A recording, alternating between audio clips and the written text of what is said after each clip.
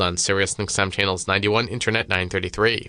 For 24/7 coverage of the NHL season and hockey across the world, keep it locked on SiriusXM NHL Network Radio, channel 91. Mad Dog Sports Radio has the best sports talk in the business, covering sports with a passion and knowledge you need. Mad Dog Sports Radio, SiriusXM 86, and the SXM app. Hockey Hall of Famer and Stanley Cup champion for the Edmonton Oilers and New York Rangers, Mark Messier joined Scott Laughlin on the morning skate for SiriusXM NHL Network Radio on Channel 91 to discuss the pressures of Game 7 after having played in 9 Game 7s himself, winning 7 of them, and how you can either thrive under pressure or crumble underneath it. I must look at Game 7s, Mark, like I do overtime in the Stanley Cup playoffs or overtime in any sporting event where you've got so much pressure on you and every play gets magnified. Could you, during the course of your career, and you don't have to name names, but could you look around the dressing room or could you look on the opposing bench and could you figure out those that wanted to be the hero and those that just wanted to avoid making the mistake? I mean, was that plain for you to see that there were those that wanted the puck on their stick with the game on the line that could thrive under pressure, and then you had the opposite as well? I felt myself in those moments there defaulting to the more defensive side of the game. And then I played with my right winger who I won 6 Stanley Cups with, Glenn Anderson. He was the kind of guy that was trying to, really drive hard offensively and take the game and try to score the winning goal. And we're on the same line. Maybe that the difference of us in our mentalities work perfectly. But everybody's wired different. Everybody's got fear, failure. The best have that, and there's nothing wrong with that. It's okay to internalize those feelings, but you can't let them paralyze you. And it's for me, going into a Game 7, I allowed myself to visualize what if we didn't win, leading up to the game, and then slowly as you get closer to the game, you allow yourself to kind of push the negative feelings aside and you start to fill yourself up with all the great things that are going to happen and what you need to do to execute the game plan. And of course, ultimately to seeing yourself, holding the trophy. And then as the game starts, all the negative and the positive go away. And then you drill yourself down into, just executing the game plan. And, you don't think about the what ifs and what should have been or what could have been. You just really kind of play in the moment. And I think trust becomes a massive word when you think about it. Can I trust each one of the players that are going out there to not only to do their part from a strategic standpoint, be in the right position, be in the right places at the right time, but not get undisciplined and take poor penalties at the wrong time because their ego is bruised and someone took advantage of them, then being able to hold all that in check. So there's just so many dynamics to think about for a team in order to overcome all the obstacles to win a championship. And it's fascinating to me. It's one of the reasons I was able to play 26 years, because once you do it, you understand how fun it is, but also how complicated and intricate it is to kind of get not only the team from a physical standpoint to come together, but how a team comes together emotionally, mentally, and the spirituality around a team and the respect that lives inside that locker room is incredible. MLB Network Radio is your home for 24/7 baseball talk, featuring on-site coverage of every major event from spring training through the World Series and expert analysis from former general managers and players. SiriusXM, Channel 89. I'm Frank Trachtenberg with your SiriusXM NHL schedule for Tuesday, April the 22nd. All times are Eastern, and please remember, all games, times, and channels are subject to change. Check SiriusXM.com for the latest updates. In the NHL playoffs, 6 p.m., Carolina Hurricanes face the New Jersey Devils. Hurricanes on SiriusXM channels 91, Internet 924, Devils on Internet 936. 7:30 p.m., Toronto Maple Leafs face the Ottawa Senators. Leafs on SiriusXM channels 167, Internet 946, Senators on Internet 939. 8:30 p.m., Tampa Bay Lightning face the Florida Panthers. Lightning on Sirius 210, XM 219, and Internet 945. Panthers on SiriusXM channels 91, Internet 931. 11 p.m., Vegas Golden Knights take on the Minnesota Wild. Knights on Sirius 211 XM 220 and Internet 949. Wild on SiriusXM channels 91, Internet 933. For 24/7 coverage of the NHL season and hockey across the world, keep it locked on SiriusXM NHL Network Radio, Channel 91. I'm Frank Trachtenberg with your SiriusXM NHL schedule for Tuesday, April the 22nd. All times are Eastern, and please remember, all games, times, and channels are subject to change. Check SiriusXM.com for the latest updates. In the NHL playoffs, 6 p.m., Carolina Hurricanes face the New Jersey Devils. Hurricanes on SiriusXM channels 91, Internet 924, Devils on Internet 936. 7:30 p.m. Toronto Maple Leafs face the Ottawa Senators. Leafs on SiriusXM channels 167, Internet 946, Senators on Internet 939. 8:30 p.m., Tampa Bay Lightning face the Florida Panthers. Lightning on Sirius 210, XM 219, and Internet 945. Panthers on SiriusXM channels 91, Internet 931. 11 p.m., Vegas Golden Knights take on the Minnesota Wild. Knights on Sirius 211, XM 220, and Internet 949. Wild on SiriusXM channels 91, Internet 933. For 24/7 coverage of the NHL season and hockey across the world, keep it locked on SiriusXM NHL Network Radio, Channel 91. On the court and off, your home for the NBA is SiriusXM. Follow all the drama as your favorite team vies for it all. SiriusXM NBA Radio, SiriusXM 86. Mark Messier is a 6-time Stanley Cup champion. He won 5 with the Edmonton Oilers and 1 with the New York Rangers, and is the only player to captain 2 teams to Stanley Cup championships. In Edmonton, after winning back-to-back Stanley Cup championships in 1984 and 85, it wasn't until 1987 where the team would win their 3rd Stanley Cup championship. Speaking on SiriusXM NHL Network Radio, Messier joined Scott Laughlin for the morning skate on SiriusXM Channel 91 to talk about what it was like to win that 1987 Stanley Cup Finals series against the Philadelphia Flyers, despite blowing a 3-1 series lead and having to win it in a Game 7. Mark, let's go back to the 1987 Canada, or not Canada Cup. That was still to come. That was but the 1987. That wasn't Game 7, but that was an all-decider as well, as we know. But for Game 7, that was pretty good stuff. But 87 in the Stanley Cup Final, you're facing Philadelphia. You're up 3-1 in the series. They come back to tie it. Now you've got Game 7. Take us back to your greatest remembrances of, again, almost letting the series slip away and then having that opportunity in Game 7 to come up big, which you guys clearly did. Well, it just goes to show you that we felt back in 87, we were really at the peak of that team in some ways. Some people think 85 team was the best team ever. 87, I think, was probably the most talented team. I think 85 team had a better overall record. I think it was 16-1 or 16-2 in that playoff year. 87, we got tangled up against Philadelphia, but we felt we're a better team. But sports isn't about who's a better team. It's about the belief system inside the dressing room. And Philadelphia wouldn't quit. Mike Keenan wouldn't allow the young Philadelphia team to quit. They were kind of banged up. They had some injuries, but they were able to extend the series after what we thought probably should have been maybe at least 4 or 5 game series. We lost, I think, the first game, if I remember correctly, and then came back and won 3 in a row, coming home to win the 5th game, only to realize that winning a championship, even after all the experience we had, is not that easy. And then going back to Philadelphia for Game 6, and they trounced us in Philly. Now we find ourselves in a Game 7, and then once you get to a Game 7, anything can happen. You can get a bad break, an unlucky bounce, as we've seen in the past, and so everything's at stake, everything's on the line, and I think luckily for us, we're able to, really kind of rely on our experiences that we had in the past. We felt incredibly confident that if we went out and played our best game and Philadelphia went out and played their best game, our best was going to be good enough. But even with that, there was so much uncertainty.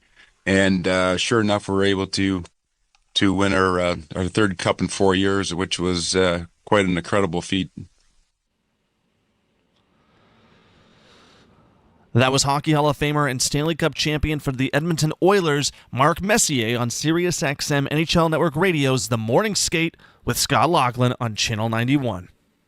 SiriusXM NFL Radio Channel 88 brings you expert analysis from former players, coaches, and executives, plus reaction to all the latest news on the only 24/7 station dedicated to the National Football League. I'm Frank Trachtenberg with your SiriusXM NHL schedule for Tuesday, April the 22nd. All times are Eastern, and please remember, all games, times, and channels are subject to change. Check SiriusXM.com for the latest updates. In the NHL playoffs, 6 p.m., Carolina Hurricanes face the New Jersey Devils. Hurricanes on SiriusXM channels 91 Internet 924, Devils on Internet 936. 7:30 p.m., Toronto Maple Leafs face the Ottawa Senators. Leafs on SiriusXM channels 167 Internet 946, Senators on Internet 939. 8:30 p.m., Tampa Bay Lightning face the Florida Panthers. Lightning on Sirius 210, XM 219, and Internet 945. Panthers on SiriusXM channels 91, Internet 931. 11 p.m., Vegas Golden Knights take on the Minnesota Wild. Knights on Sirius 211, XM 220, and Internet 949. Wild on SiriusXM channels 91, Internet 933. For 24/7 coverage of the NHL season and hockey across the world, keep it locked on SiriusXM NHL Network Radio, Channel 91. I'm Frank Trachtenberg with your SiriusXM NHL schedule for Tuesday, April the 22nd. All times are Eastern, and please remember, all games, times, and channels are subject to change. Check SiriusXM.com for the latest updates. In the NHL playoffs, 6 p.m., Carolina Hurricanes face the New Jersey Devils. Hurricanes on SiriusXM channels 91 Internet 924, Devils on Internet 936. 7:30 p.m., Toronto Maple Leafs face the Ottawa Senators. Leafs on SiriusXM channels 167 Internet 946, Senators on Internet 939. 8:30 p.m., Tampa Bay Lightning face the Florida Panthers. Lightning on Sirius 210, XM 219, and Internet 945. Panthers on SiriusXM channels 91, Internet 931. 11 p.m., Vegas Golden Knights take on the Minnesota Wild. Knights on Sirius 211, XM 220, and Internet 949. Wild on SiriusXM channels 91, Internet 933. For 24/7 coverage of the NHL season and hockey across the world, keep it locked on SiriusXM NHL Network Radio, Channel 91. Follow every second of the action on NHL Network Radio. From behind the bench to every play on the ice. If it's hockey, it's on SiriusXM NHL Network Radio. SiriusXM 91. Former Colorado Avalanche chairman and CEO Charlie Lyons was on SiriusXM NHL Network Radio Channel 91 with Steve Kouleas to discuss what it was like successfully keeping Joe Sackic in Colorado in 1997 during a chaotic 7-day time frame. That all this, Charlie, comes together in 7 days. Like this isn't one moving part. Like if we get the Fox deal done, it's done. If the movie does really well, we'll borrow from the future, even though that wasn't the best thing, as you alluded to, from the movie company. Or the mayor says, yeah, we're gonna do that. Like they could have said, it's August. We'll talk after Labor Day. So what's incredible, everybody knew, right? That you got it done that quickly, which is almost, it's hard to do one deal in 5 business days, let alone the 7 you dealt with. You know, in the movie business, I make this point in the documentary. One of the things that keeps an audience engaged is if the clock is ticking. You know, find the person that's been kidnapped, disable the bomb, stop the terrorists, get to the stage on time so you can get up and do your stand-up comedy when the audience is waiting. The ticking clock makes people realize we don't have time to screw around. We got to fix this and do it right now. So that was, in many ways, as miserable it was for, and particularly with my team, because I had a great team, you know, but they did the heavy lifting because in essence, we had to do everything on handshakes. You're not going to get everything documented, but you're talking about the most honorable parties on earth, the mayor, Fox, Liberty Media. When they shake your hand, it's gold. And so we got it all done and here we are. What was it like this is 1997, so no e-transfers. What was it like to tell the Rangers, to quote a song, to take this and shove it? Who made the call and said, by the way, here's the check for Joe Sackic, bye-bye, NYC. Well, Pierre went to Joe's house and delivered the money.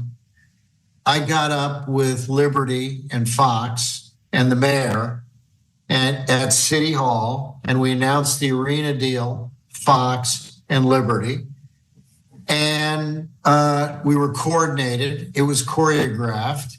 And then I was a speechwriter when I was a kid.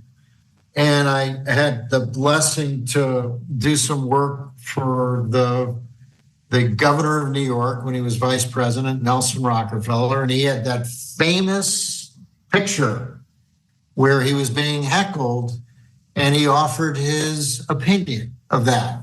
And that picture of him flipping the bird was, I figured, a nice gift to send Dave Checketts, who's a good friend of mine, by the way.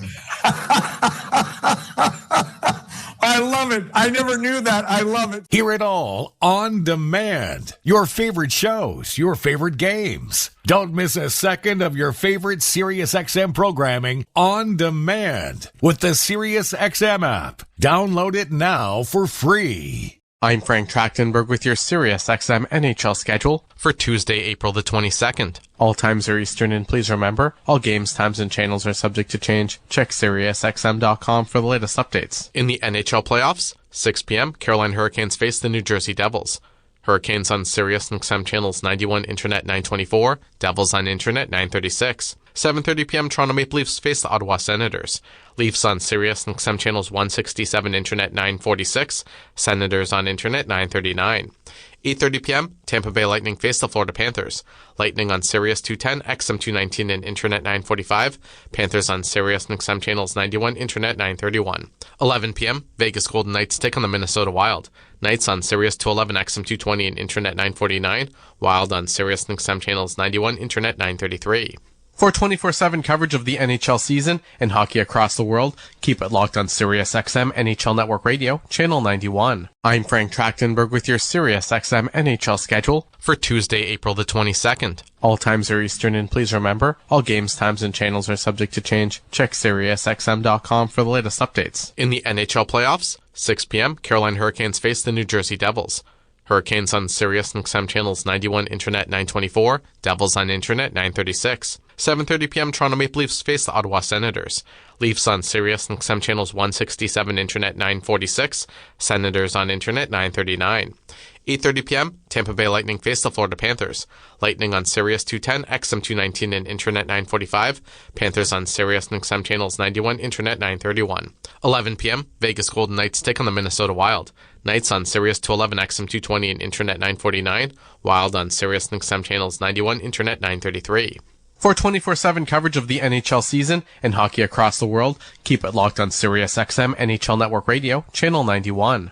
The PGA Tour comes to life on SiriusXM. It's your destination for everything on the tour. Hear live hole-by-hole coverage and expert analysis. PGA Tour Radio, SiriusXM 92.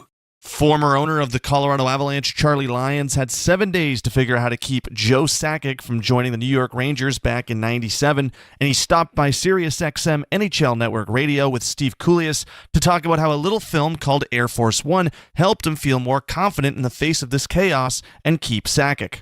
Okay.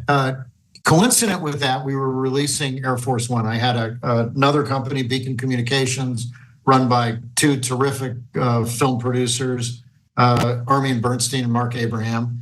And we had decided to make a big movie.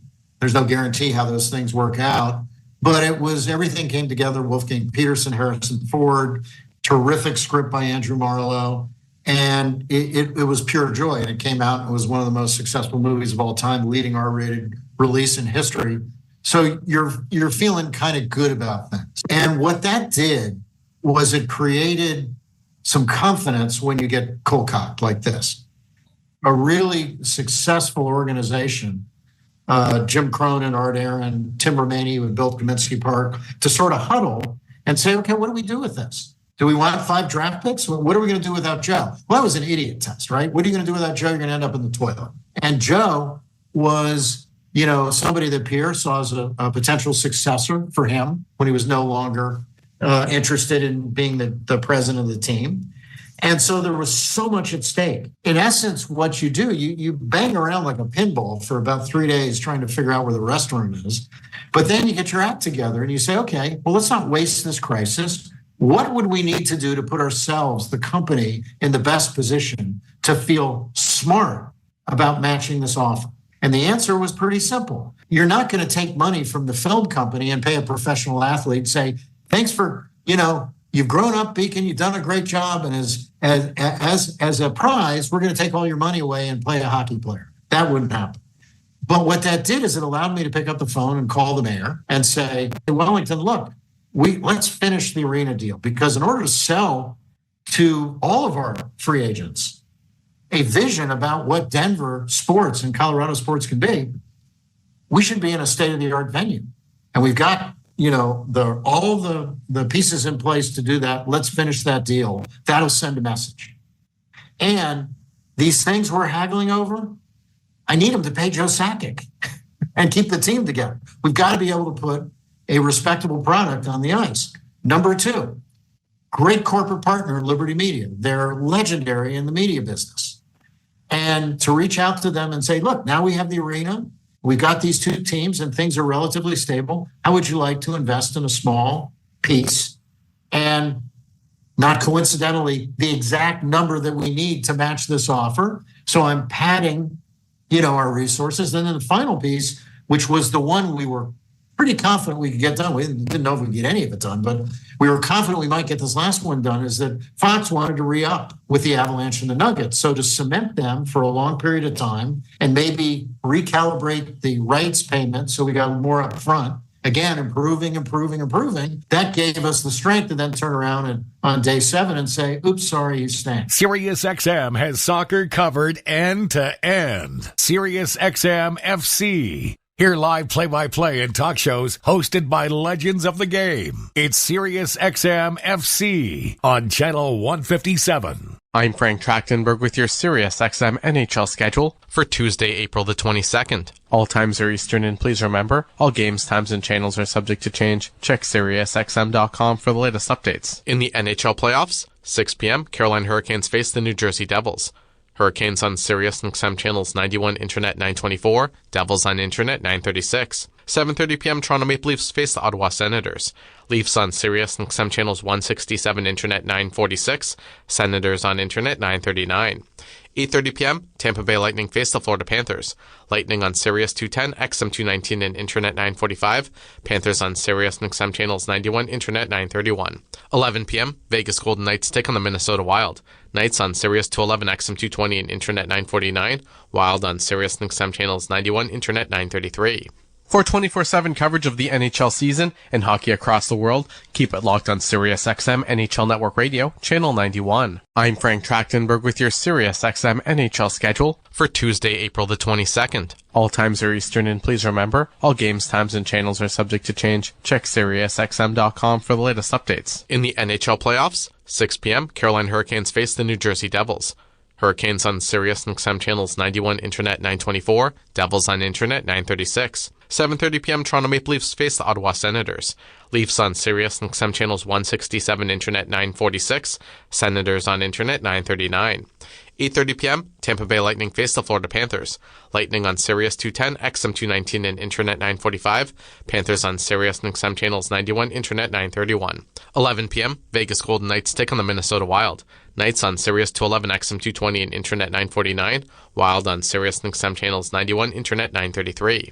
For 24/7 coverage of the NHL season and hockey across the world, keep it locked on SiriusXM NHL Network Radio, Channel 91. Follow every second of the action on NHL Network Radio. From behind the bench to every play on the ice. If it's hockey, it's on SiriusXM NHL Network Radio. SiriusXM 91. In the summer of 1997, the New York Rangers tried to sign away Joe Sackic from the Colorado Avalanche, and owner of the Avs at that time, Charlie Lyons, had 7 days to figure out how to keep Sackic. Stopping by SiriusXM NHL Network Radio on Channel 91, Lyons was on to talk with Steve Kouleas from the Power Play about his initial reaction to the news of New York offering Sackic $15 million up front in their deal. I remember the summer of 1997. The Rangers have offer-sheeted Joe Sackic. It's a 3-year deal, $21 million, $15 million up front. I remember that part. Joining us now is Charlie Lyons, the Avs CEO. The big honcho at the time joins me on the power play. So where were you, Charlie, when you first heard the news? Did you fall off your chair? Well, I didn't fall off my chair, but I left my heart in San Francisco. The phone rang. It was Mark Kisla, who terrific journalist that was always sort of ahead of stories. And he said, "Hey, what do you think about the offer sheet for Joe Sackic for $21 million with 15 up front? How you doing?" Your mind goes to, oh, he's obviously kidding. He wants something else, but he wasn't kidding. And so, it's a punch. I was getting ready to go on vacation, so that's the right time to slam somebody. And that's what it was. So I was a neighbor, my dear friend Pierre Lacroix, collaborator, lived across the cul-de-sac. So we met at the center of the cul-de-sac, and he just gave me this look like, wow, who'd have thunk? And then, what are you going to do? What's your plan, big guy? Because that's a lot of money. 30 years ago, that kind of contract was destabilizing, to say the least. And also, Dave Checkins had done his homework, right? That they had been smart enough to, because we were publicly traded and we were a young company. He looked at the balance sheet and said, "Hey, look how much money they have in the bank. So we offer $1 more." That's going to knock their company on their ear. They're going to have to take 5 picks. So, given that he had Richter and he had, the greatest player of all time, Wayne Gretzky, and by the way, Joe Sackic's idol, that was going to be a powerful team. And having just lost Messier, he needed to do something. And so he did the right thing. He said, what the heck? There's a chance they aren't going to be able to pull it off. And at least I'm making an effort. And so I felt pretty beat up, candidly. SiriusXM Fantasy Sports Radio is the place for expert advice, strategy, and information from the best fantasy sports analysis to win your league. Plus, hear pick-by-pick coverage of live drafts and interviews with top players, coaches, and team executives on SiriusXM 87. I'm Frank Trachtenberg with your SiriusXM NHL schedule for Tuesday, April the 22nd. All times are Eastern, and please remember, all games, times, and channels are subject to change. Check SiriusXM.com for the latest updates. In the NHL playoffs, 6 p.m., Carolina Hurricanes face the New Jersey Devils. Hurricanes on SiriusXM channels 91, Internet 924, Devils on Internet 936. 7:30 p.m., Toronto Maple Leafs face the Ottawa Senators. Leafs on SiriusXM channels 167, Internet 946, Senators on Internet 939. 8:30 p.m., Tampa Bay Lightning face the Florida Panthers. Lightning on Sirius 210, XM 219, and Internet 945. Panthers on SiriusXM channels 91, Internet 931. 11 p.m., Vegas Golden Knights take on the Minnesota Wild. Knights on Sirius 211, XM 220, and Internet 949. Wild on SiriusXM channels 91, Internet 933. For 24/7 coverage of the NHL season and hockey across the world, keep it locked on SiriusXM NHL Network Radio, Channel 91. I'm Frank Trachtenberg with your SiriusXM NHL schedule for Tuesday, April the 22nd. All times are Eastern, and please remember, all games, times, and channels are subject to change. Check SiriusXM.com for the latest updates. In the NHL playoffs, 6 p.m., Carolina Hurricanes face the New Jersey Devils. Hurricanes on SiriusXM channels 91, Internet 924, Devils on Internet 936. 7:30 p.m. Toronto Maple Leafs face the Ottawa Senators. Leafs on SiriusXM channels 167, Internet 946, Senators on Internet 939. 8:30 p.m., Tampa Bay Lightning face the Florida Panthers. Lightning on Sirius 210, XM 219, and Internet 945. Panthers on Sirius and XM channels 91, Internet 931. 11 p.m., Vegas Golden Knights take on the Minnesota Wild. Knights on Sirius 211, XM 220, and Internet 949. Wild on Sirius and XM channels 91, Internet 933. For 24/7 coverage of the NHL season and hockey across the world, keep it locked on SiriusXM NHL Network Radio, Channel 91. Get the latest news, opinion, and analysis from MMA to boxing and the professional wrestling world 24/7. SiriusXM Fight Nation, SiriusXM 156, and the SXM app. Mark Messier is a 6-time Stanley Cup champion. He won 5 with the Edmonton Oilers and 1 with the New York Rangers, and is the only player to captain 2 teams to Stanley Cup championships. In Edmonton, after winning back-to-back Stanley Cup championships in 1984 and 85, it wasn't until 1987 where the team would win their 3rd Stanley Cup championship. Speaking on SiriusXM NHL Network Radio, Messier joined Scott Laughlin for the morning skate on SiriusXM Channel 91 to talk about what it was like to win that 1987 Stanley Cup Finals series against the Philadelphia Flyers, despite blowing a 3-1 series lead and having to win it in a Game 7. Mark, let's go back to the 1987 Canada, or not Canada Cup. That was still to come. That was but a the good Canada Cup. That was a Game 7, but that was an all-decider as well, as we know. But for Game 7... Yeah, that was pretty good stuff. But 87 in the Stanley Cup final, you're facing Philadelphia. You're up 3-1 in the series. They come back to tie it. Now you've got Game 7. Take us back to your greatest remembrances of, again, almost letting the series slip away and then having that opportunity in Game 7 to come up big, which you guys clearly did. Well, it just goes to show you that we felt back in 87, we were really at the peak of that team in some ways. Some people think 85 team was the best team ever. 87, I think, was probably the most talented team. I think 85 team had a better overall record. I think it was 16-1 or 16-2 in that playoff year, 87.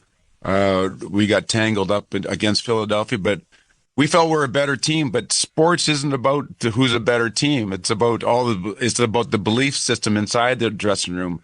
And Philadelphia wouldn't quit. Mike Keenan wouldn't allow the young Philadelphia team to quit. They were kind of banged up. They had some injuries, but they were able to extend the series after what we thought probably should have been maybe at least 4 or 5 game series.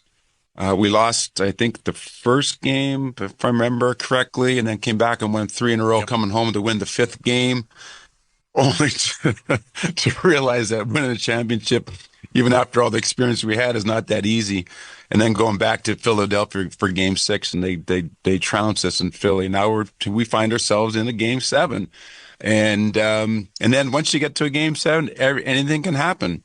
You can get a bad break, an unlucky bounce, as we've seen in the past, and so everything's at stake, everything's on the line, and I think luckily for us, we're able to, really kind of rely on our experiences that we had in the past. We felt incredibly confident that if we went out and played our best game and Philadelphia went out and played their best game, our best was going to be good enough. But even with that, there was so much uncertainty.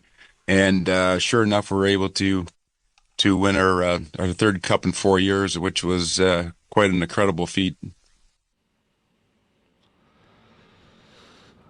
That was Hockey Hall of Famer and Stanley Cup champion for the Edmonton Oilers, Mark Messier, on SiriusXM NHL Network Radio's The Morning Skate with Scott Laughlin on Channel 91.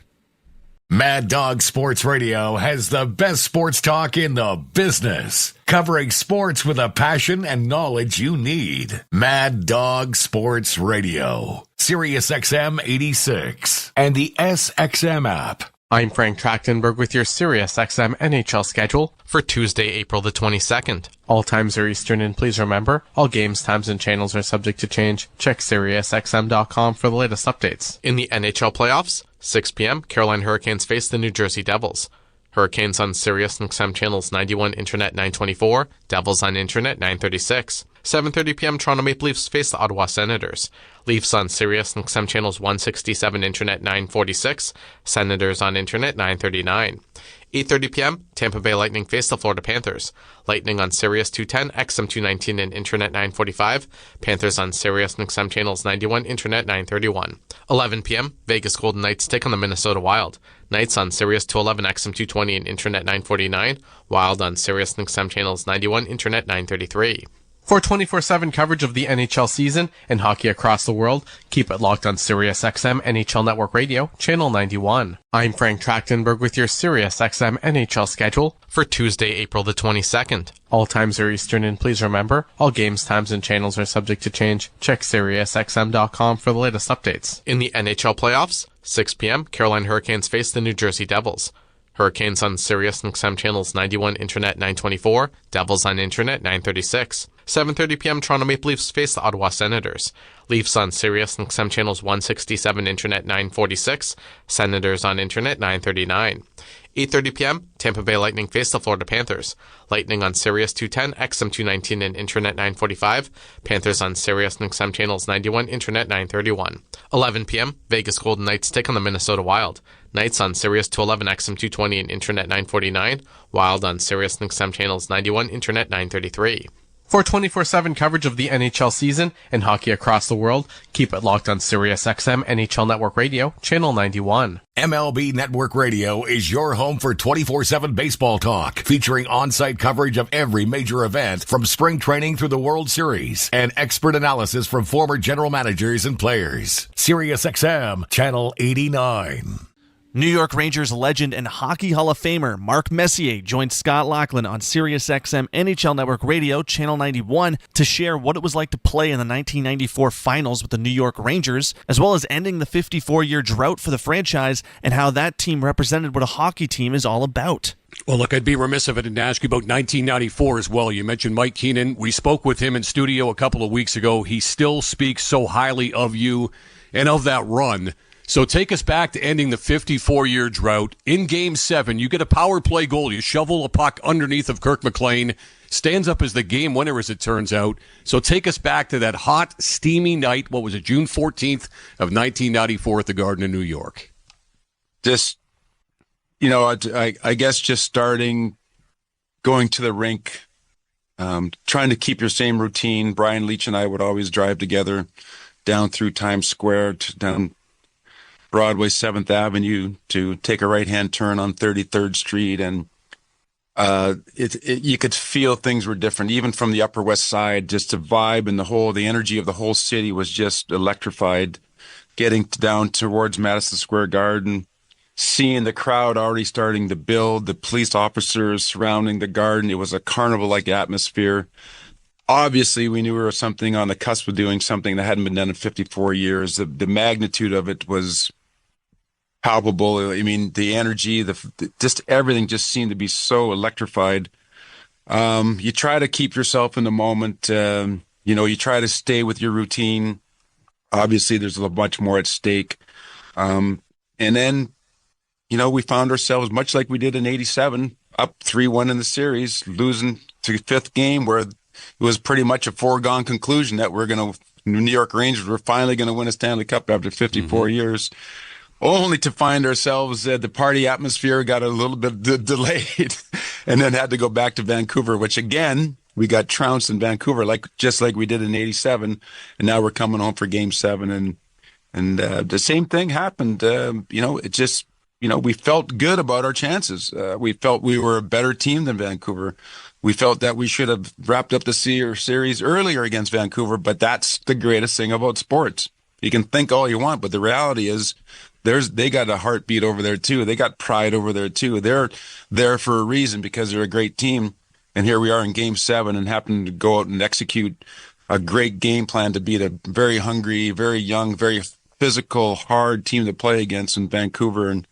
And luckily for us, we had a lot of experience. We had a dynamic, incredible amount of talent with Brian Leach and Sergei Zubov, Alex Kovalev, Adam Graves, and Mike Richter and net, and then sprinkled in with some veterans, some hardened veterans with McTavish and Tikkanen and Steve Larmer and Noonan and Mateau and Jeff Bukaboom and Jay Wells and all the amazing players that that banded together that year to create maybe not the most skilled team that's ever won a Stanley Cup, but if you look up the word team, they could put the 1994 Ranger team right there, and that year, that team epitomizes what a team is all about. On the court and off, your home for the NBA is SiriusXM. Follow all the drama as your favorite team vies for it all. SiriusXM NBA Radio, SiriusXM 86. I'm Frank Trachtenberg with your SiriusXM NHL schedule for Tuesday, April the 22nd. All times are Eastern, and please remember, all games, times, and channels are subject to change. Check SiriusXM.com for the latest updates. In the NHL playoffs, 6 p.m., Carolina Hurricanes face the New Jersey Devils. Hurricanes on SiriusXM channels 91, Internet 924, Devils on Internet 936. 7:30 p.m., Toronto Maple Leafs face the Ottawa Senators. Leafs on SiriusXM channels 167, Internet 946, Senators on Internet 939. 8:30 p.m., Tampa Bay Lightning face the Florida Panthers.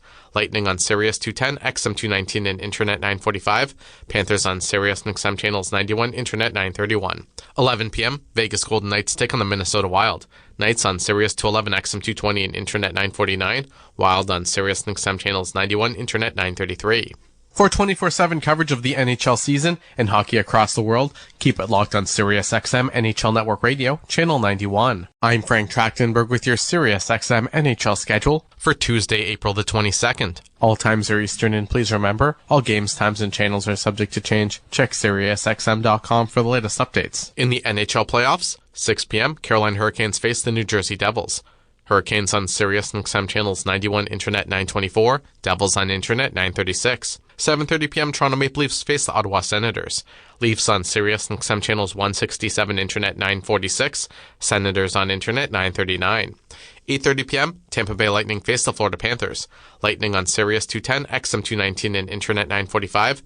Panthers on SiriusXM channels 91, Internet 931. 11 p.m., Vegas Golden Knights take on the Minnesota Wild. Knights on Sirius 211, XM 220, and Internet 949. Wild on SiriusXM channels 91, Internet 933.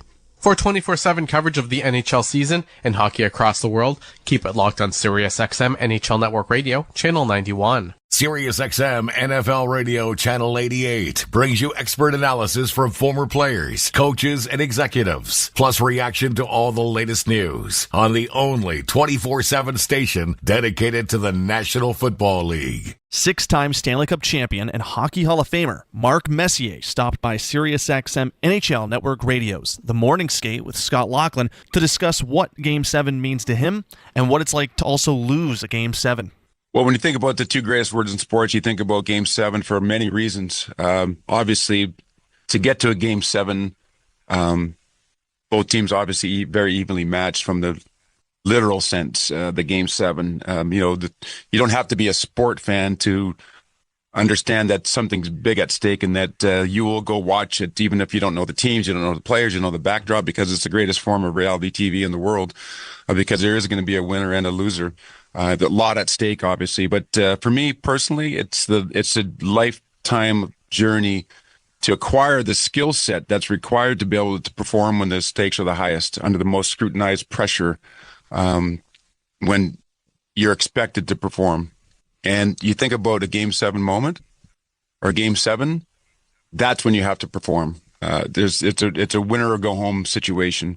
And what are the skill sets that are required to do that? Obviously, we've practiced our game and honed our skill set for years and years and years, tens of thousands of hours of honing our skills. But emotionally, mentally, what prepares you to play in those moments and perform when you're expected to? That, I think, is what really defines a Game 7 moment for the players that have excelled in Game 7 moments. And what are those life lessons that we can teach our young boys and girls, and the skill sets required to do that? The breathing, it's being able to slow your heart down, and your blood pressure goes up, and your decision-making is rash, and concentration varies because of all of it. What allows you to kind of really slow down and use your God-given talent, and then obviously the repetitions through your whole life that you know you can do it, You just got to be able to do it when it matters most. It's like hitting a home run and, like Aaron Boone did, or doing something special at the right moments. And I think the educational part of the docuseries is really fascinating to me there, to help our young boys and girls who will be faced with big decisions in their life. And you don't have to be a sport fan to have a Game 7 moment in life. Everybody's faced with decisions that are going to alter the trajectory of their lives in one way or another there. And we're trying to figure out what those skill sets are. What does it feel like to lose a Game 7? Fortunately for me, I never experienced what the Oilers did last year, of going all the way to the end in a championship game and losing in a Game 7. Anytime you get to a Game 7, it's a hard journey to get there. Two teams, evenly matched. It's been a war. It's been a tug of war. Everybody's hurt. Everybody's tired. And then to lose that is devastating. I think about my own experience in Game 7, winning 7 of them. The 2 still hurt to this day. What could I have done different? You always say that you got to lose in order to understand how to win. I do agree with that. I think there are lessons in loss and in failure, both as a team and as an individual.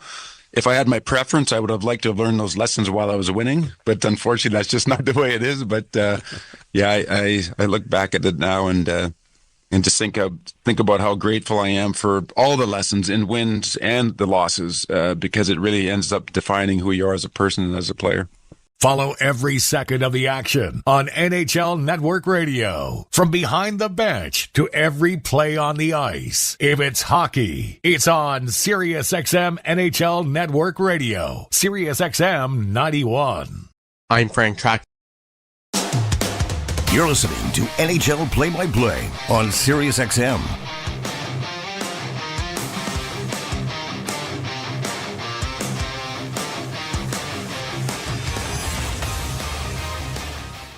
Vegas, Nevada. This is Tuesday, April 22nd, 2025, and this is the Stanley Cup Playoffs on the Vegas Golden Knights Radio Network. Hello again, everybody. Dan Duva, Gary Lawless here. Game 2 of the first round. Knights lead the series 1-0, victorious on Easter Sunday 4-2. Never trailed in the game. Made it interesting in the third, did Matt Boldy with his second of the game, but Brett Howden with his second of that period gave the Knights some insurance with a literally last second, empty net power play goal. Gary, the Knights have a 1-0 series lead going into Game 2. Jake McCabe of the Toronto Maple Leafs said this morning, doesn't matter what you did in Game 1 if you don't follow it up with a good effort in Game 2. And, well, he was right, because the Leafs won 3-2 in overtime and now have a 2-0 lead on that series headed to Ottawa. Vegas wants to do the same. They want to follow up what they did in Game 1. Listen, I think they're going to need to be better. The Wild will throw everything they have at them early on here to try and get their split or put a little bit of pressure on Vegas. If the Golden Knights can win this game and go to Minnesota up 2-0, mission accomplished. For the Golden Knights and the Wild, relatively minor adjustments to the players. No one is out of the lineup. Nobody is going in. But there have been just slight adjustments, Gary. For Vegas, it's only on the blue line. And we saw most of the last game anyway. Haig playing with Whitecloud, Hanifin playing with Pietrangelo. That was sort of an early adjustment. Bruce Cassidy told us that was sort of something discussed with John Stevens in advance. From Minnesota, they flip-flopped their third and fourth line centermen, Ryan Hartman and Marco Rossi. What do you think about the minor adjustments that have been made? Well, Hartman was good, and Rossi didn't get anything done. It was his first Stanley Cup playoff game. They liked what Hartman did. He stayed disciplined. He created. He picked up an assist. And I wouldn't be surprised if we don't see Hartman actually go up and play with Zuccarello and Johansson at times. The other thing to watch for tonight, John Hines is going to take Kaprizov. He'll play with his regular line, and then he's going to spot him. Whichever of these groups, Rossi, Hartman, or Gaudreau, is going pretty well, he will take Kaprizov and spot him, try and get him 3 or 4 extra shifts throughout the course of the game with another line. Kaprizov had 2 assists in Game 1, but in his young playoff career, he's been more of a scorer. 10 goals in now 20 playoff games. It was Matt Boldy scoring his second and third career playoff goals in career playoff game number 13. Gary, speaking of those adjustments, Vegas compared to Minnesota and the minutes distribution. Bruce Cassidy said he loved the minutes distribution. We'll hear from Bruce in just a moment, talking more about that in detail. But for Minnesota, obviously a very different story. Sure, Faber, who averages 25 minutes a night in the regular season, was up around 27. And almost 28. Yeah, and I think it was Boldy was the other player that had a ton of ice as well. He played 22-32, and Kaprizov was 21-57. Jack Eichel led all Vegas forwards. He was around 17, and on the blue line it was Noah Hannafin, just over 21. Nick Hague who was the sixth amongst all defensemen, played over 17. So your gap between your number 1 D and your number 6 D was around 3 minutes. Listen, if you can do that every night in the Stanley Cup playoffs, pretty good chance there's going to be a parade in your town sometime in June. And, of course, the spread for forwards was similar, just 4 minutes between the most and the fewest. So, again, you'll hear from Bruce Cassidy in just a moment to talk about that. Gary, as you get into Game 2, Bruce Cassidy talked about how early round playoff games can be unpredictable, but then in the post-game press conference he said the game turned out to be pretty predictable. Yeah. Not necessarily going to be the case for Game 2. No, I think that there's going to be some intensity that we didn't see in Game 1. Game 1, Nick Hague told me this morning, he goes, it wasn't a regular season game, but it didn't really feel like a playoff game.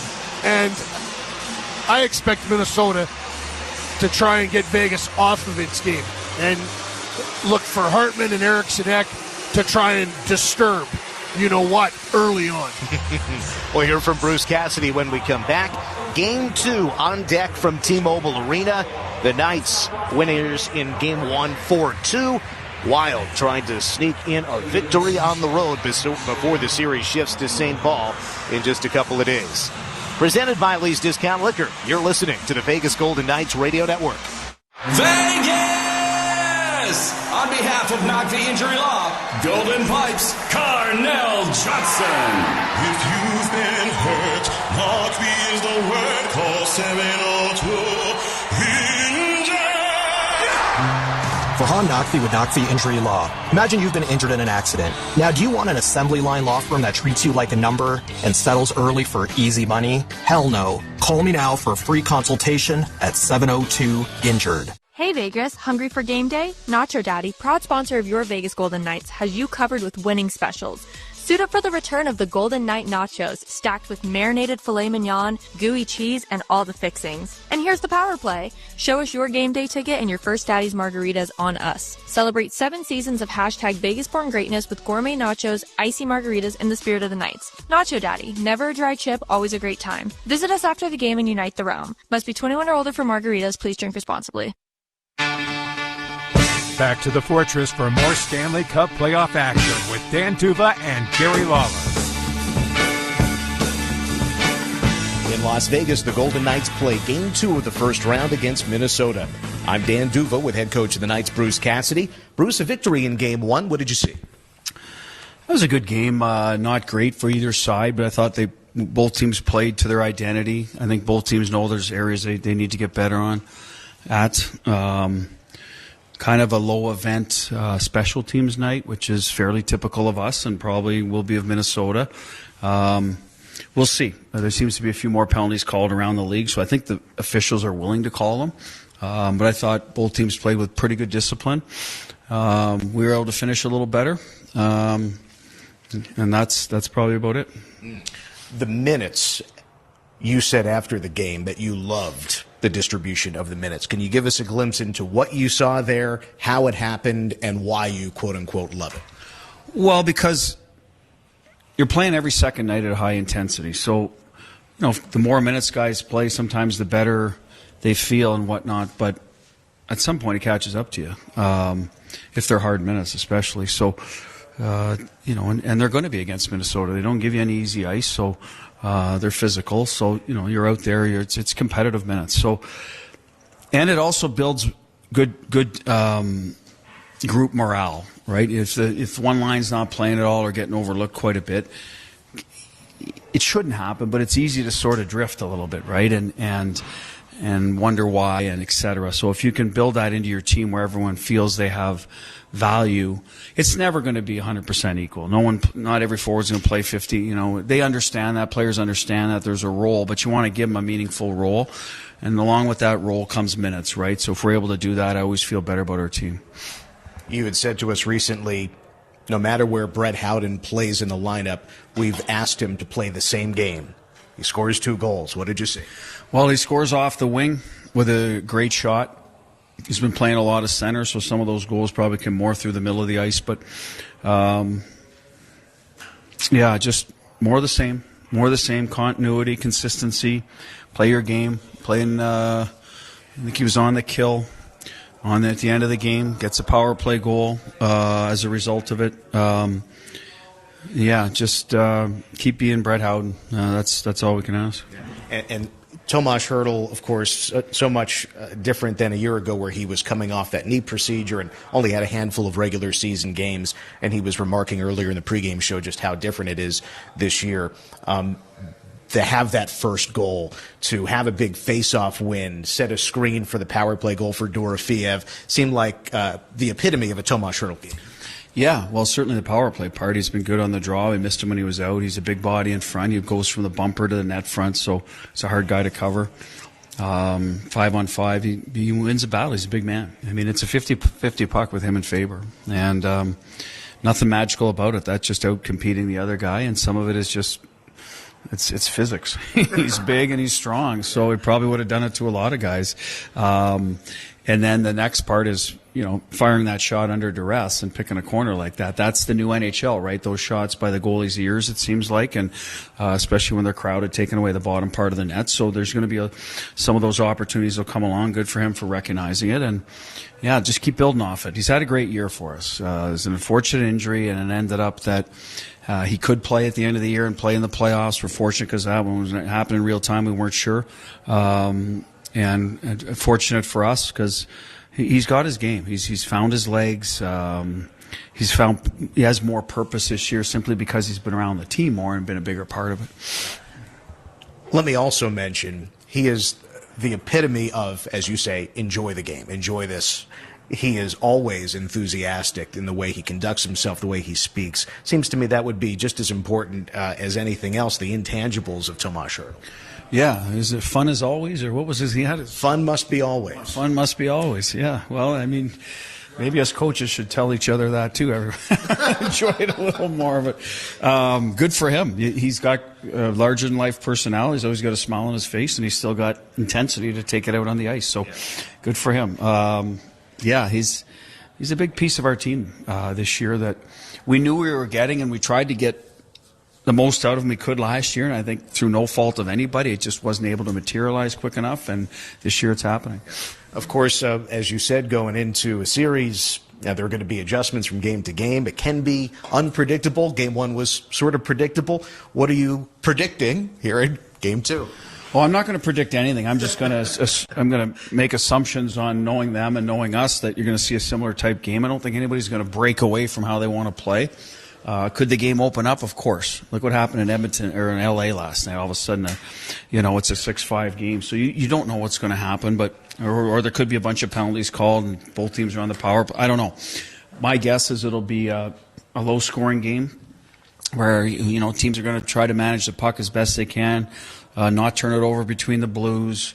We're going to work real hard to get inside and get into Gustafson's, sight lines, because I know that when that happens, we can take advantage of that. We're going to try to break out a little cleaner than we did to start the game. I thought they did a good job of getting over us and on top of us. So that's an area that we've talked about, a little better support. I'm sure they've had conversations where they want to get better, and that's what I expect. Bruce, thanks very much. Best of luck. All right, thanks, Dan. That's Bruce Cassidy. We're back with more in a moment, presented by Lee's Discount Liquor. This is the Vegas Golden Knights Radio Network.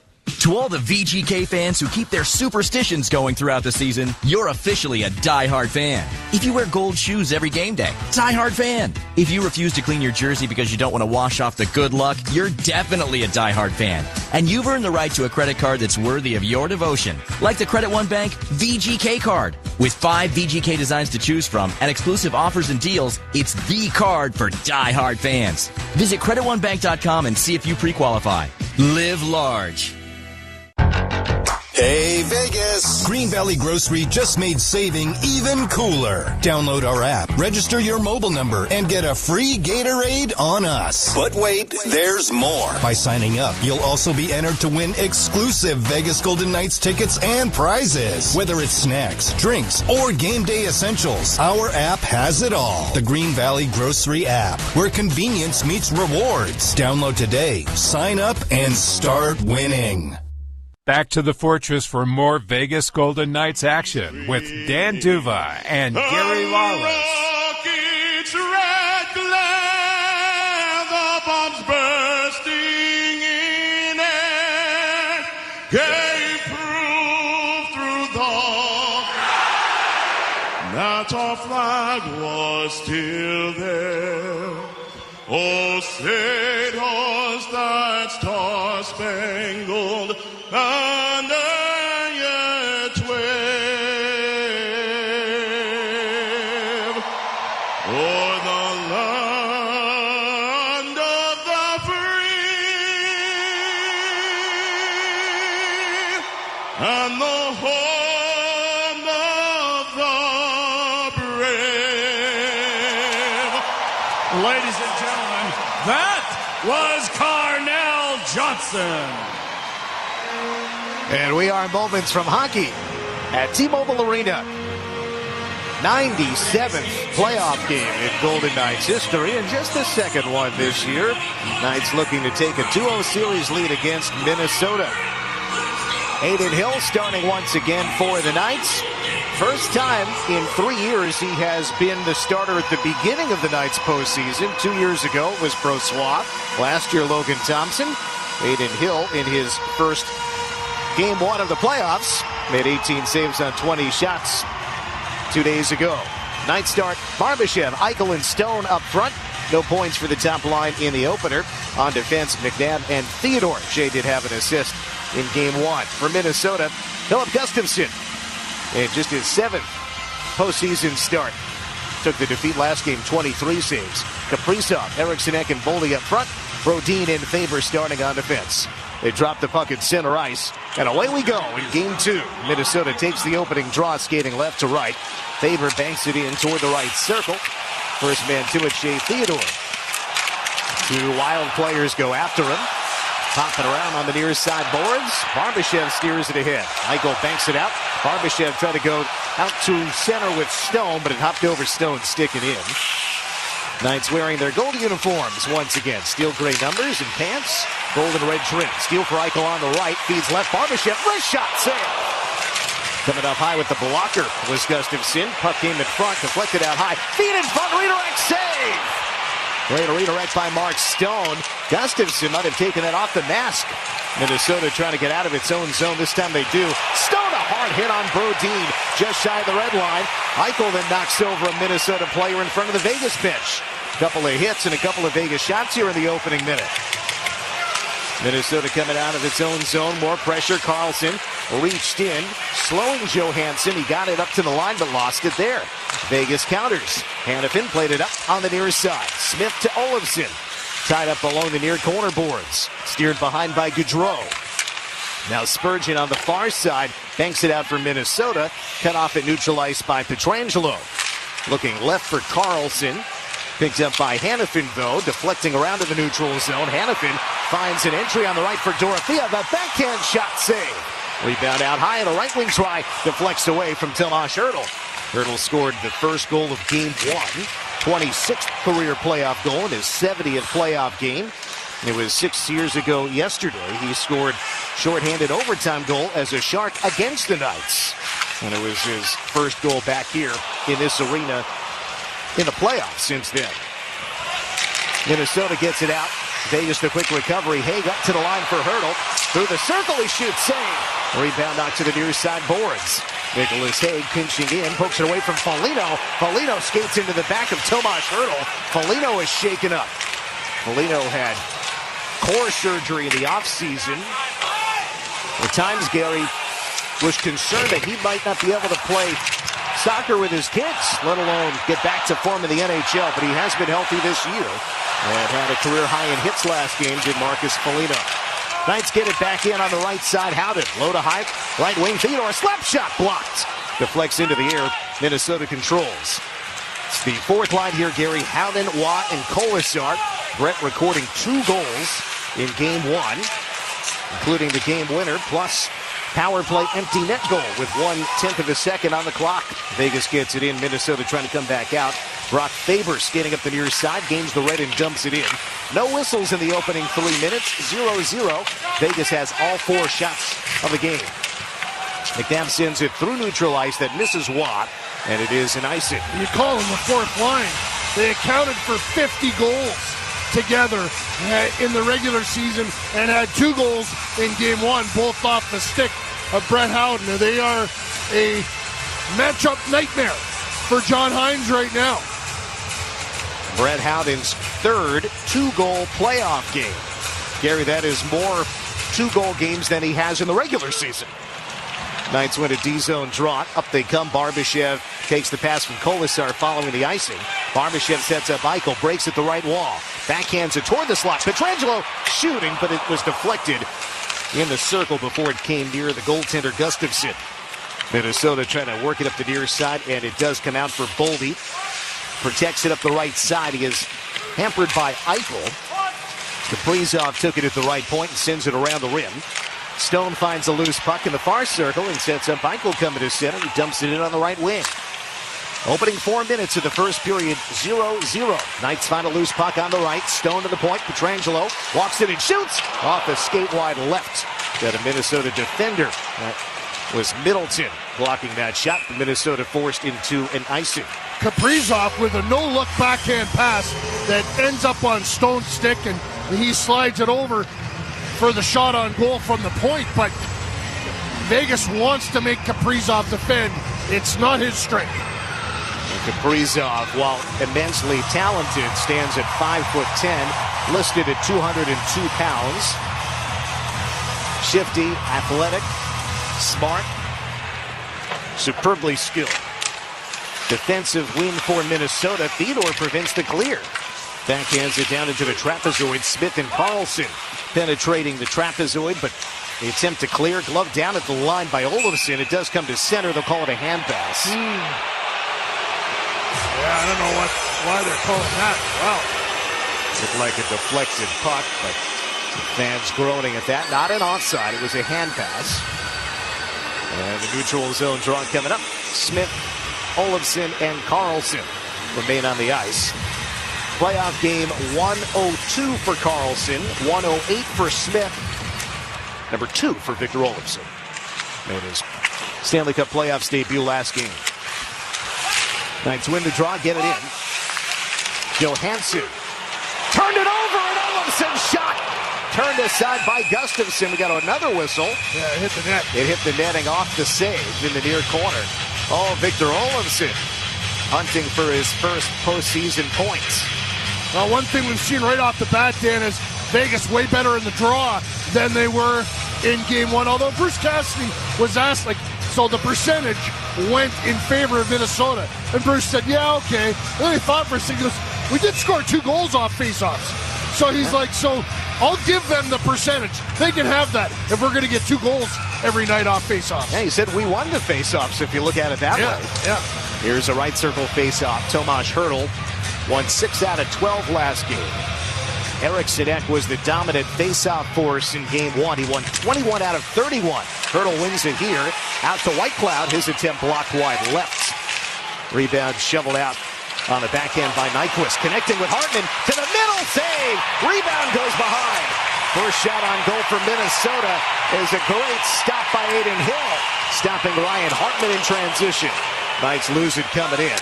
Hartman did record an assist and was the only +2 in game 1 on the Minnesota side. Here he comes again. He shoots. Save Hill. Hartman trying to go alongside there. Hill reached out with his right arm. Made the save. Rebound goes behind the net.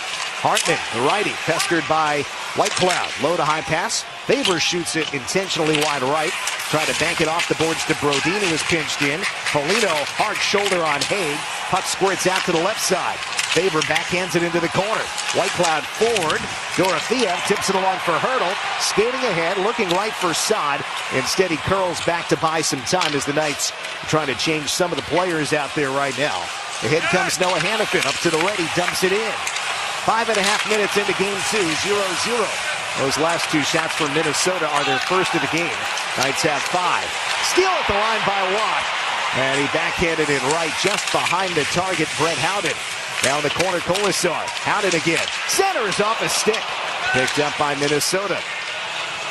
Off the near boards it comes. Poked across the line. It's an onside play, but it's Pietrangelo with the puck. Forward to Howden. Knocked over from behind, but he got the pass along to Colasar. Enters on the left with Watt. He gets bumped to the point for Haig. Behind the back try by Howden. Picked off in the middle and sent back through center. Marco Rossi well positioned there. Puck is back inside the Vegas line. One of the Minnesota players went down right beneath us. Rossi. Yeah, and Howden gets a little shove. Trenian gets back up. Puck ends up on the far side. Pietrangelo defense feeds to the middle. Side of the goal. Big left kick save. What a chance for Minnesota.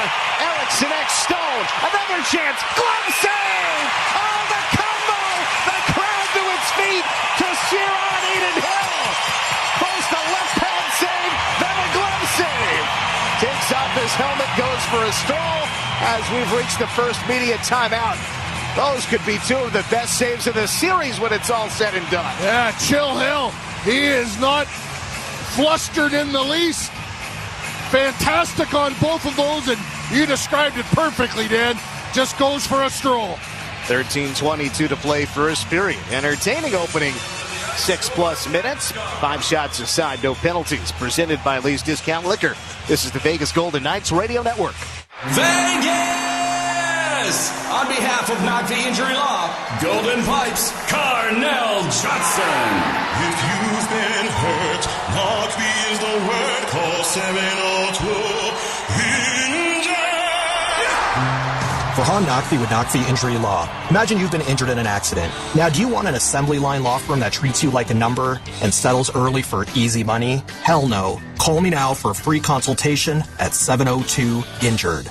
T-Mobile has the best 5G coverage in the game, whether you're home or out and about, so you can check out the latest scores in the checkout line. Watch replays on the playground. Or celebrate the game-winning hat trick from the passenger seat. If you're a Golden Knights fan who wants to stay connected to all the action home or away, get the best 5G coverage in the game only at T-Mobile, America's largest 5G network. See 5G device coverage and access details at T-Mobile.com. At Smith's, an annual Boost membership just got even better. Now you can choose from Disney Plus with ads, Hulu with ads, or ESPN Plus on us when you sign up. Plus, enjoy unlimited free delivery, double fuel points, exclusive offers, and free items. Sign up for a Boost membership today. It's an easier way to save, including new streaming options to relax with while we deliver your groceries. Smith's, fresh for everyone. Restrictions apply. See site for details. Net from 10 feet, Boldy from 27 feet. Great saves by Aiden Hill. First with the left pad, then with his glove. And with 13:22 to play in the first period, we have a 0-0 tie. About to have an offensive zone face-off from Minnesota. For the moment, Frederick Lecuyer, one of the referees, is over at the Minnesota bench. Lecuyer was the replacement official 2 days ago, standing by in case one of the officials were injured, and that's precisely what happened. Brian Pansich, one of the linesmen, was unable to continue. So Lecuyer, who's typically a referee, served as a linesman the rest of the game. Today he's working as a referee alongside Dan O'Rourke. Linesmen are Ryan Gibbons and Kyle Flemington. Ready to go. Right circle draw from Minnesota. Carlson wins it against Eriksson Ek. But Eriksson Ek managed to glove down a loose puck and send it into the corner. Thrown back across. Now a right wing shot that is wide left from Faber. Kept in the zone by Brodin. Sends it down to the corner. Carlson is there with Theodore, and the loose puck gathered by McNabb. Forward on the near side to Smith. Carlson tried to gather and skate it out, could not. Kaprizov keeps it in. Flings it left, Theodore taps it behind. McNabb coming near circle, Carlson lost it. Kaprizov extra pass. Mishandled, Boldy had to deal with a bouncer. Takes it off the left boards. Boldy sets up Erickson at left circle. He shoots. Fought off by Hill to the near corner. Sent from low to high. On the right, Faber, the defenseman, had pinched in. Boldy had gone back up top. Now they switch spots. Faber right point. He shoots. Tipped in front. Goes wide right. Kaprizov behind the goal. Checked off by McNabb. And Theodore takes the puck. Finds space in center, and Riley Smith trying to guide it into the zone. He did so, and then checked by Faber at the end of a shift. Minnesota is taking away the rim play in the defensive zone from Vegas. So Vegas is trying to go up the middle from behind the net. Twice they've turned it over right in the slot. The little adjustments, the chess game within a series. Bogosian from the right wall fed the slot, missing Johansson. Knights take the carom, and the breakout pass off target. Minnesota gets it again. Entry on the right for Johansson. Deflects into the corner. Smith and Pietrangelo and Hanifin defending. And now Colasar trying to clear the zone. Puck knocked down. Rebound side of the net. Johansson could not get it on goal. Deflects out high. Goudreau floats it down the boards. Barbashev saying that it might have got out of play. Action continues. Johansson behind the Vegas goal. Lefty steps toward the near side corner right wing. Hartman joins in. His pass deflects into the protective netting. Oh, Minnesota right now. Vegas jumped out to a 4-0 lead in shots. And it's now 5-5. The Wild have really pushed, and they've had 3 excellent scoring chances. 2 stopped by Hill with fantastic saves, and then a third by Johansson. He's got a real good look, and he misses the net. After the initial shot from out high, might have gone off a Minnesota player, might have gone off Pietrangelo. Knights win a D-zone draw. White Cloud using the far boards clears the zone. 11 and change to go first period. 0-0 in game 2. Dump in comes on net. Gloved and held. Trickler down to his left for Aiden Hill. So far, it has been Hartman with Foligno and Nyquist. And they've had a good start. Foligno's had a couple of big hits. Face-off win for Tomas Hertl. Puck around to the far side. White Cloud couldn't get it all the way up the boards. Dorofeev trying to help out. It's White Cloud again behind his net. Takes the hit, but got the pass away. Haig clears the zone, but this will be another icing. 10:55 to play, first period. 0-0. Yeah, Bruce Cassidy now he's talking to Zach Whitecloud, telling him what he wants him to do on the breakout. Zach went over to the bench, and Bruce gave him a real lengthy explanation. Now Zach is telling Nick Haig something, so Bruce is making one of those adjustments on the fly right now. D-zone draw again for Vegas. White Cloud, Haig, Hertl, Saad, and Dorofeev following the icing. Draw comes right to the goaltender. Hill sticks it away. Boldy checked off by Haig. Hertl goes to help out. Bumped by Erickson. Puck comes into the slot. Shot wide left by Kaprizov. Hertl pokes it up the boards. Far side. And now into the circle. Saad collects. Skates to center. And the Knights work it ahead. Saad will use the right boards to get it in. Icing waved off. Saad gets to it himself. He is outnumbered. He is now joined by additional fresh players. Threw it out high. McNabb straight on to Eichel in the high slot. Eichel curls. Feeds right. And he's got Theodore. Now down the middle, it's Howden. Backhand. He couldn't get a shot away. Was stick checked by Brodin as he collected on his backhand going right. Now Theodore going left. He shoots. Knocked down in front. Kaprizov gets the puck. Eichel and Erickson were dueling in front. Boldy going the other way. He scores! Boldy goes downstairs on Aiden Hill while there was a tie-up in front of the Minnesota goal. Matt Boldy rushing the other way. 3 goals in the series. Minnesota strikes first in game 2. 10:04 to go in the first period, Gary. Yeah, Kaprizov with a great pass and catches Boldy just on the outside of Shea Theodore. He's just a little bit behind him. And Shea tries to get a stick on Boldy. Can't. And Boldy goes 5-hole on Aiden Hill. 27 goals in 82 regular season games. Boldy's got 3 goals in 4 periods. This is what best on best does to some players. Matt Boldy went to the Four Nations faceoff and realized I really am one of the best players in the world.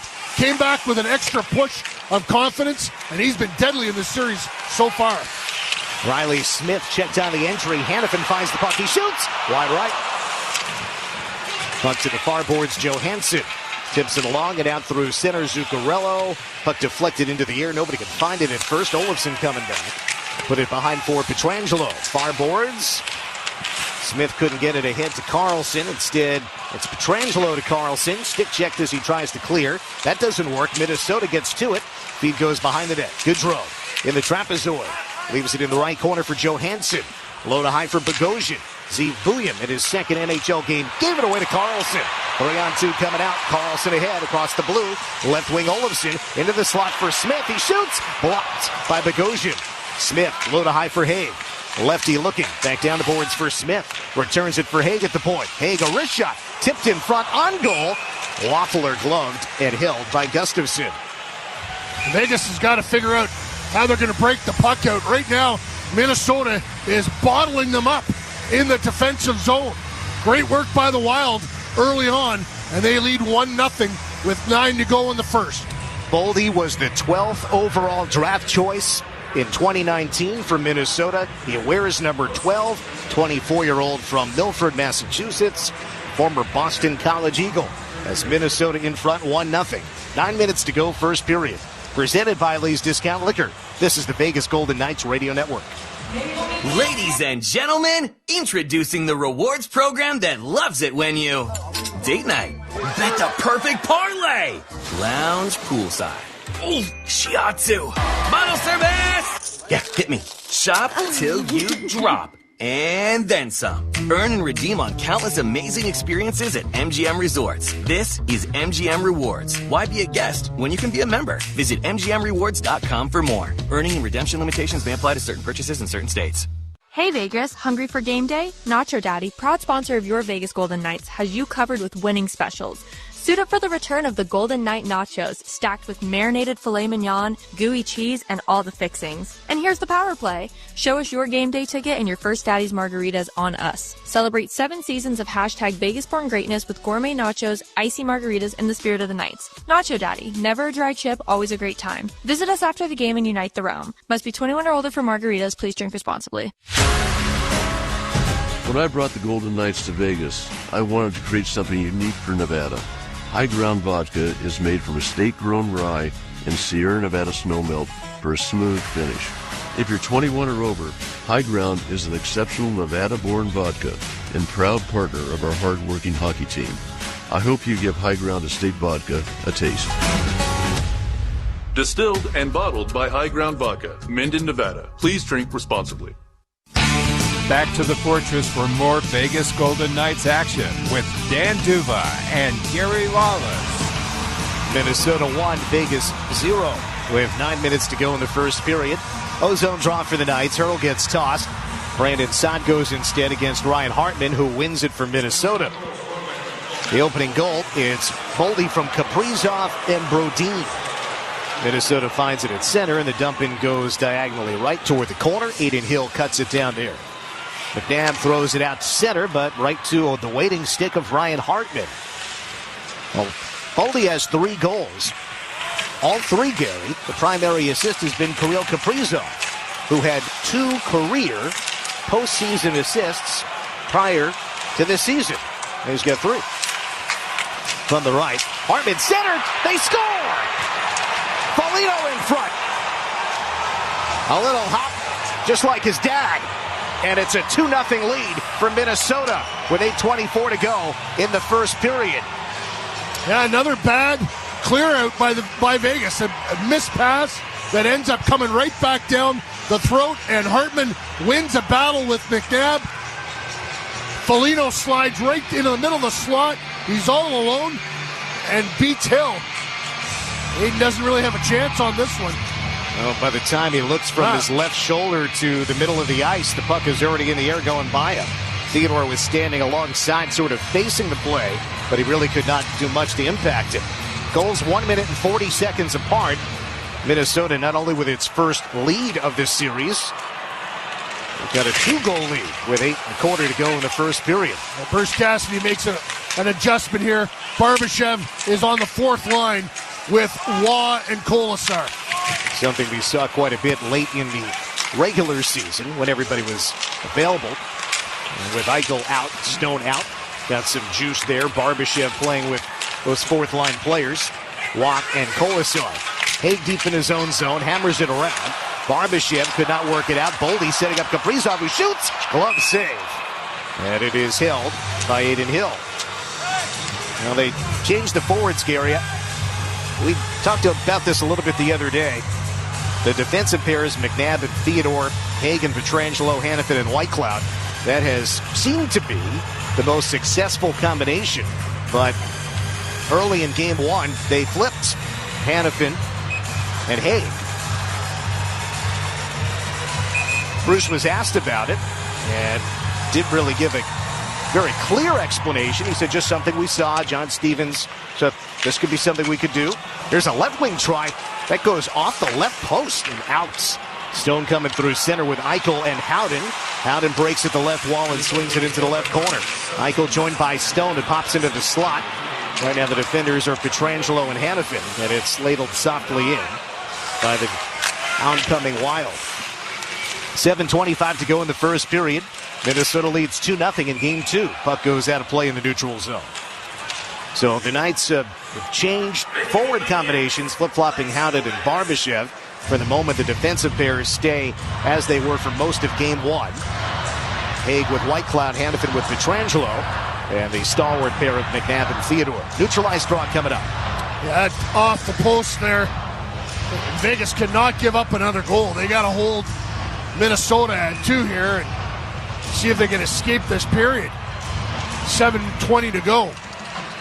And that attempt left a black mark on the left post, right where it meets the crossbar. Knights get the puck into the left corner. William Karlsson with Riley Smith. Riley tracks it down right corner. Lefty emerging top of the right circle. His shot attempt got deflected wide right. Olofsson and Karlsson to it down low. Karlsson to Smith. Threw it across the crease. Olofsson was tied up by Middleton on the long side. Couldn't reach the puck. Karlsson now trying to dance away from Gaudreau. Does. Feeds the middle. Olofsson protects it backward for Haig. Haig drifting further away. He shoots it wide left. Ends up going right for Whitecloud. Steps to the right half wall. Taps it to the corner. Low to high. Karlsson to Whitecloud. In the middle for Haig. Looking. Feeding left. Just misses the stick of Olofsson. Now Smith centered. Olofsson shot save. Gustafsson covers the rebound. Yeah, nice job by Victor. He takes that pass on the backhand. Manages to get it around onto his forehand and get that shot off. He's had a couple looks tonight already. Boldy from Kaprizov and Brodin. Foligno from Hartman. Notably, Gary, the first goal scored in this series not by Matt Boldy on the Minnesota side. Yeah. He had both goals in game one, the first goal of game two, but it's Marcus Foligno, just his third career playoff goal.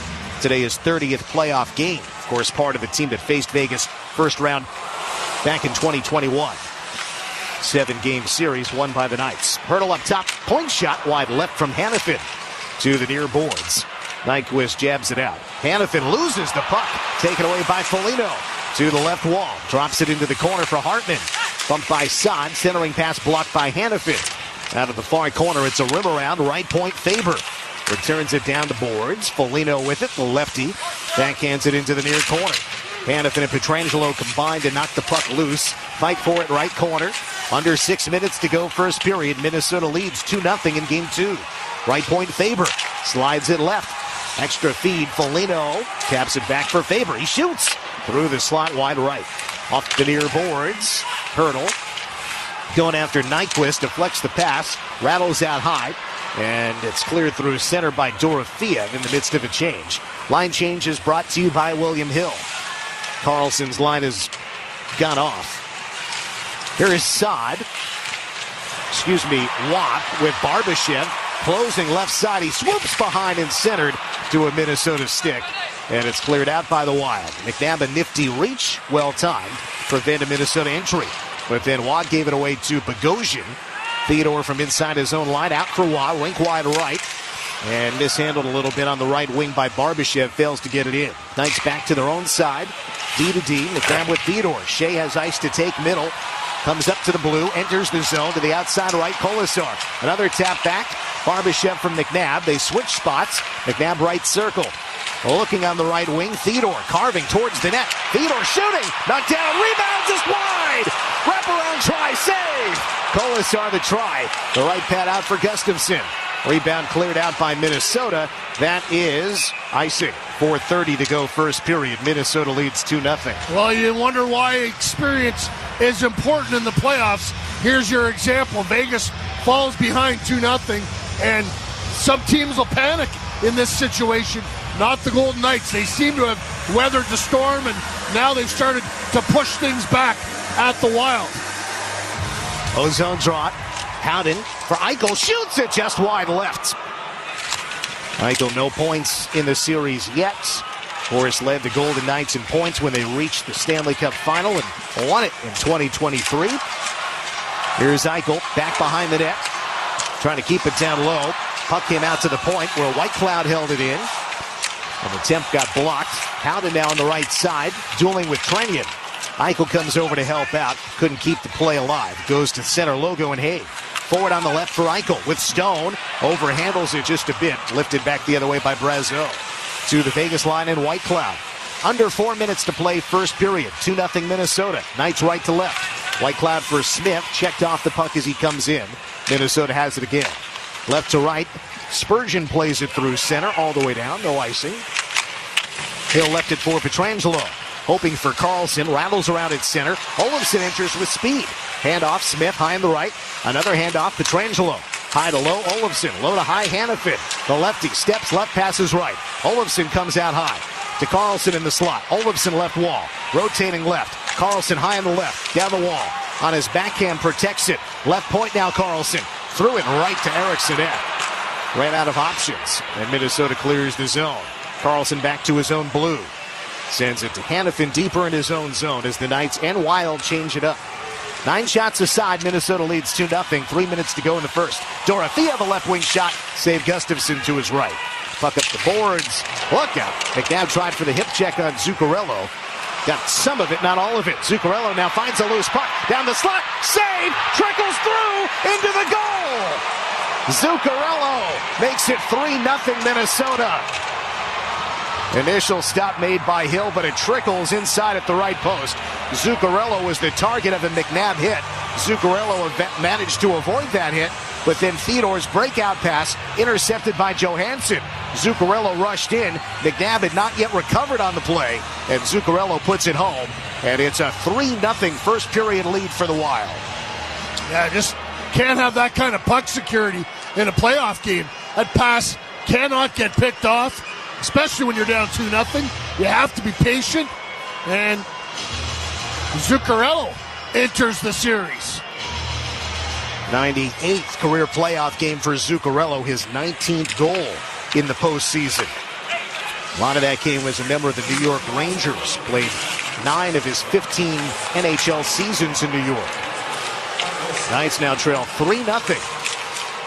Minnesota totaled 2 goals in all of Game 1. Vegas won it 4-2.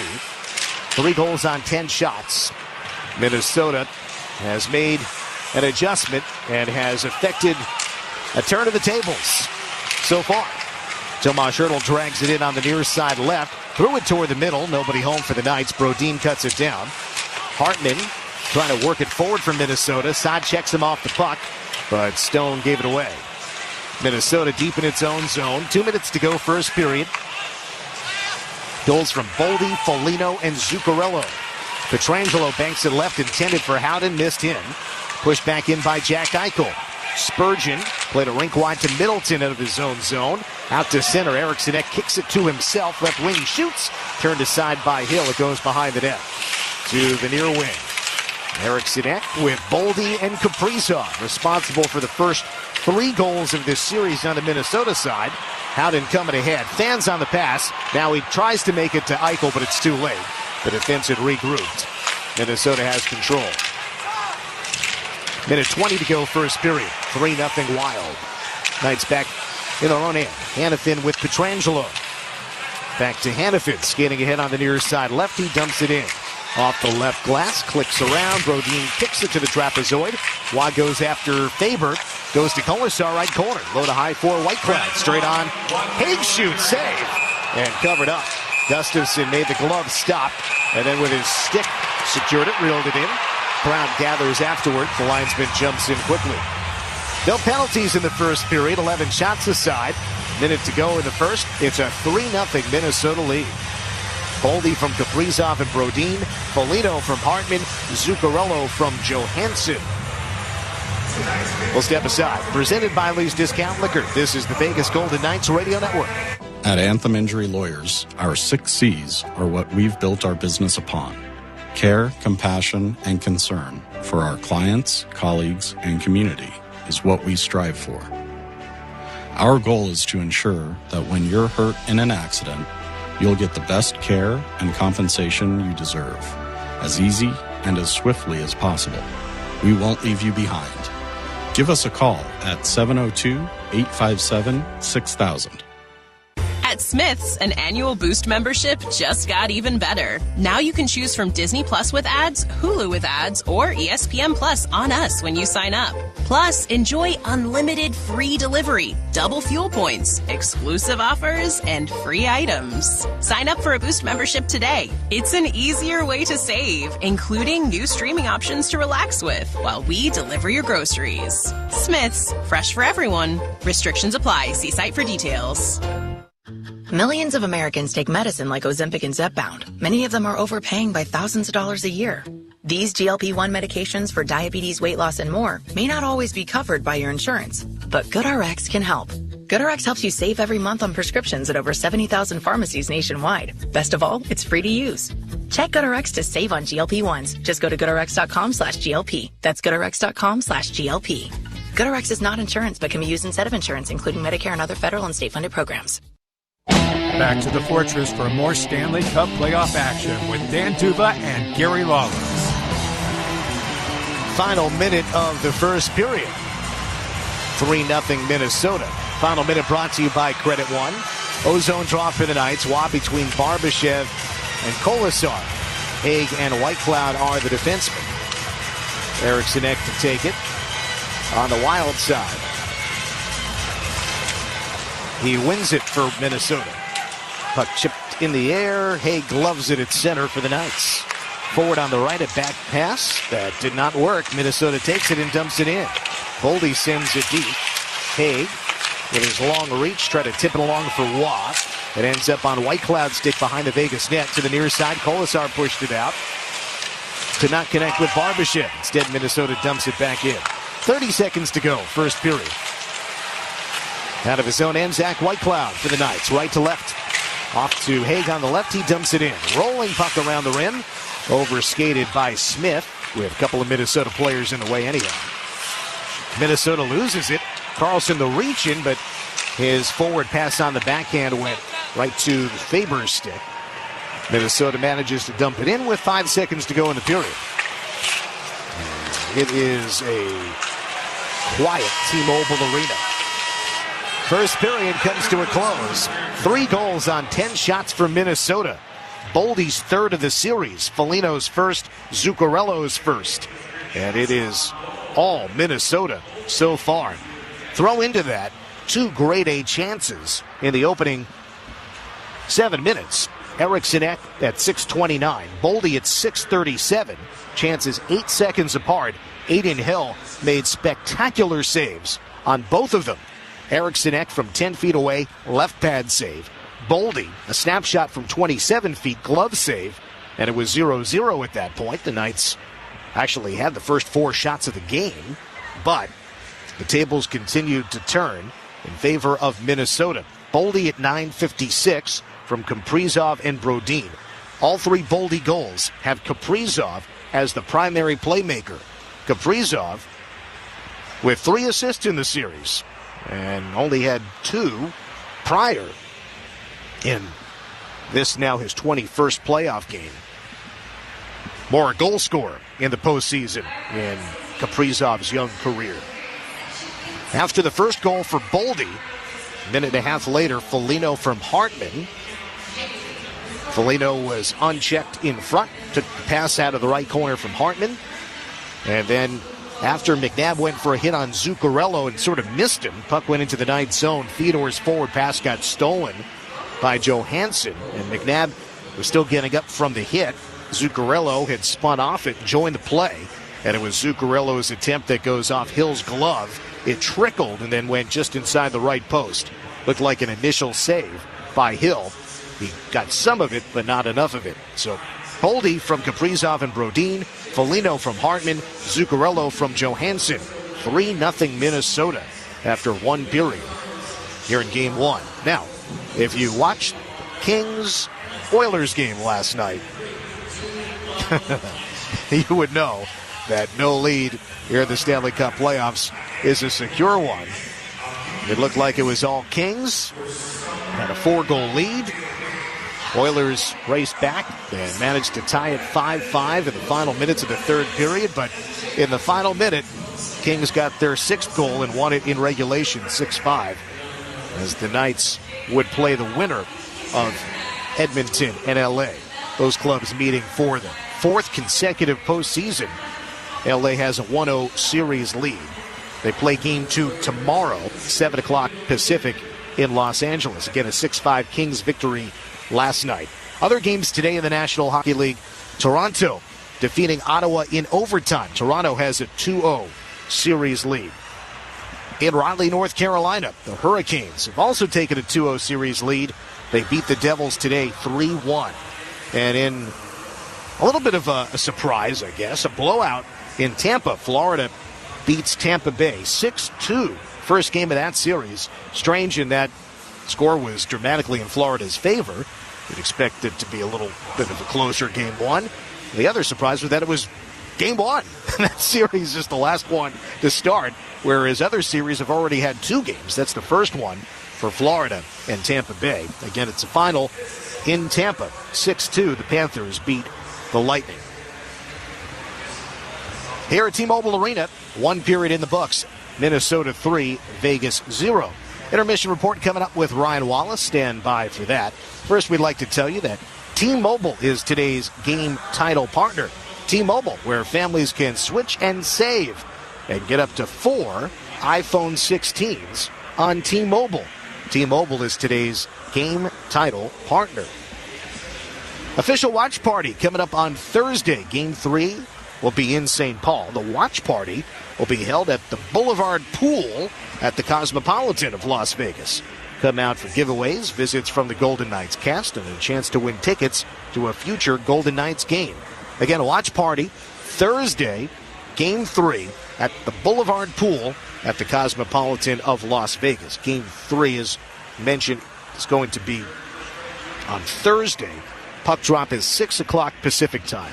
6 o'clock Pacific, Thursday, Game 3 in St. Paul. Game 4, it's 1 o'clock Saturday, 1 o'clock Pacific time for Game 4.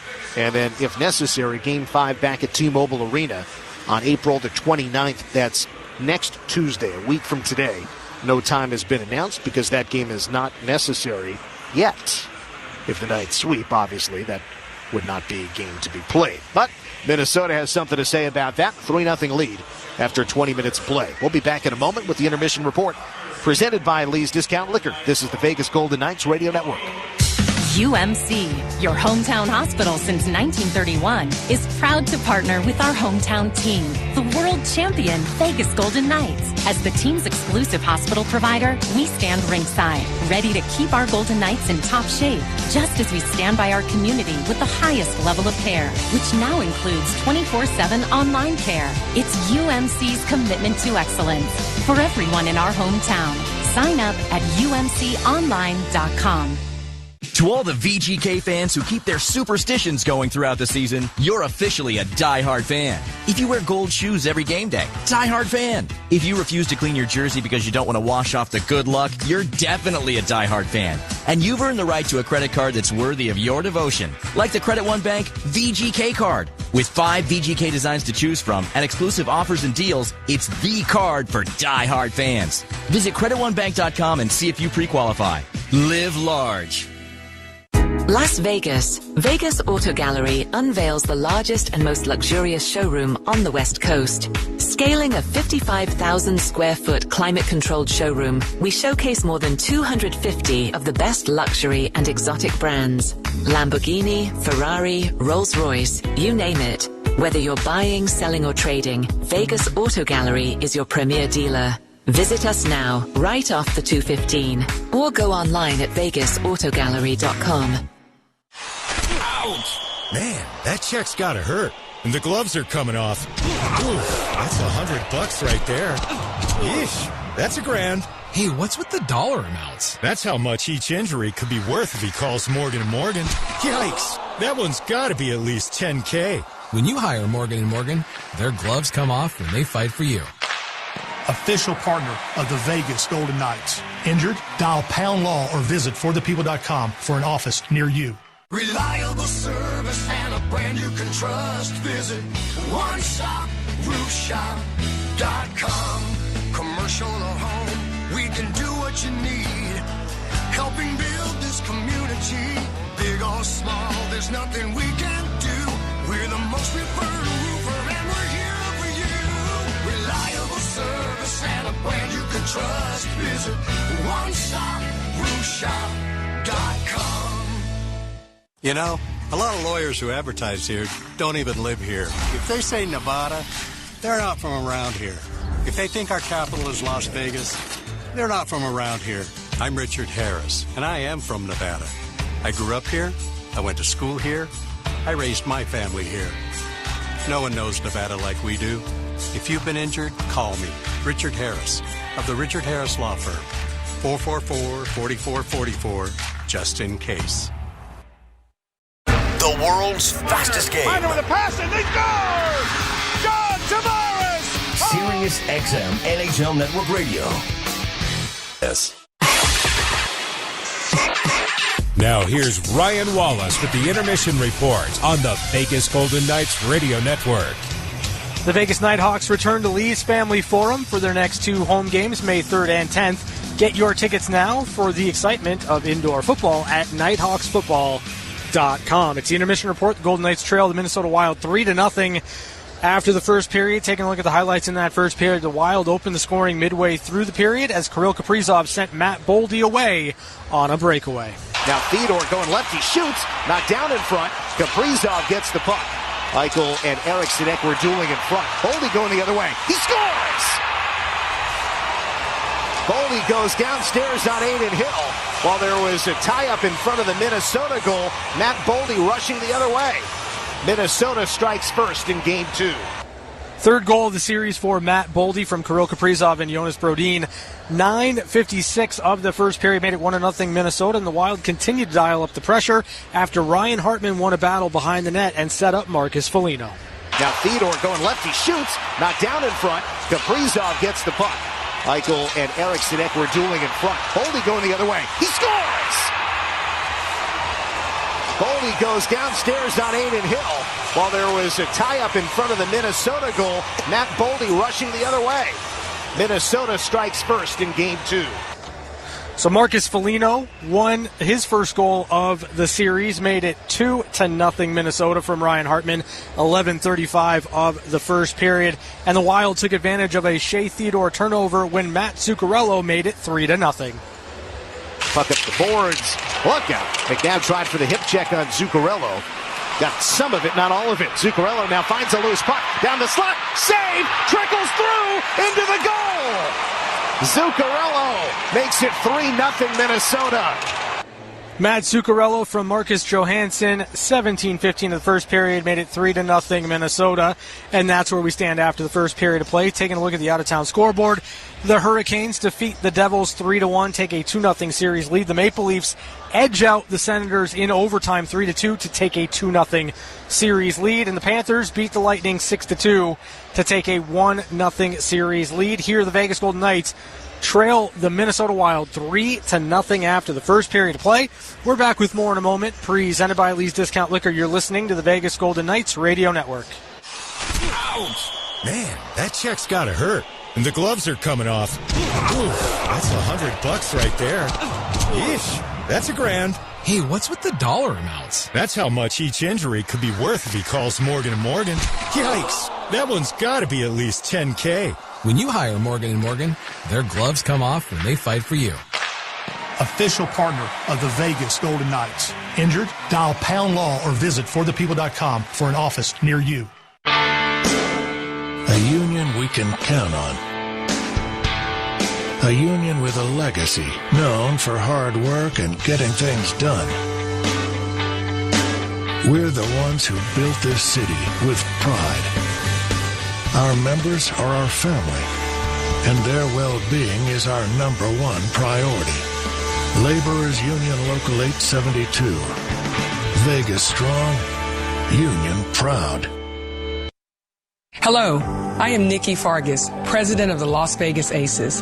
I am proud to support the mission of Nevada Donor Network by sharing the need to register to be an organ, eye, and tissue donor. Right now, over 30,000 African Americans are waiting to receive a life-saving organ. You can help provide hope to those waiting simply by registering to be a hero. Nevadans are giving, and together we can save lives. Join us at wearenevadans.org.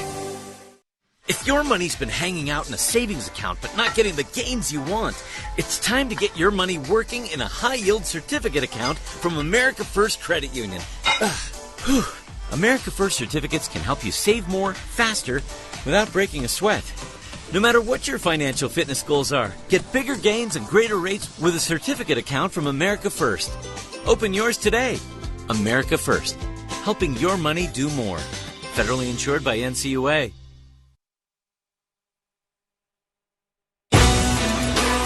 It's almost time for the second period, but first, here's Ryan Wallace with the intermission wrap-up on the Vegas Golden Knights Radio Network.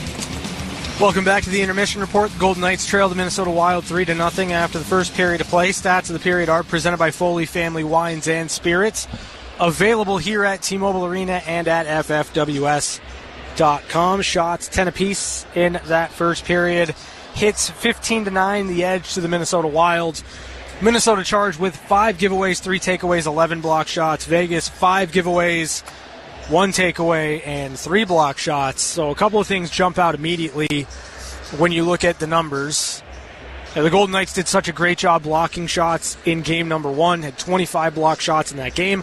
Just 3 block shots to Minnesota's 11. The Wild did a really good job kind of keeping things clean in front of Philip Gustafsson. Though the Golden Knights did have some really quality chances. First 5 minutes of the game was all Vegas. 5-0 shot advantage for the Golden Knights. Gustafsson had to be sharp, and he was. Adin Hill, he introduced himself to the game with a beautiful glove save on Joel Eriksson-Ek, then followed it up with another one on Matt Boldy.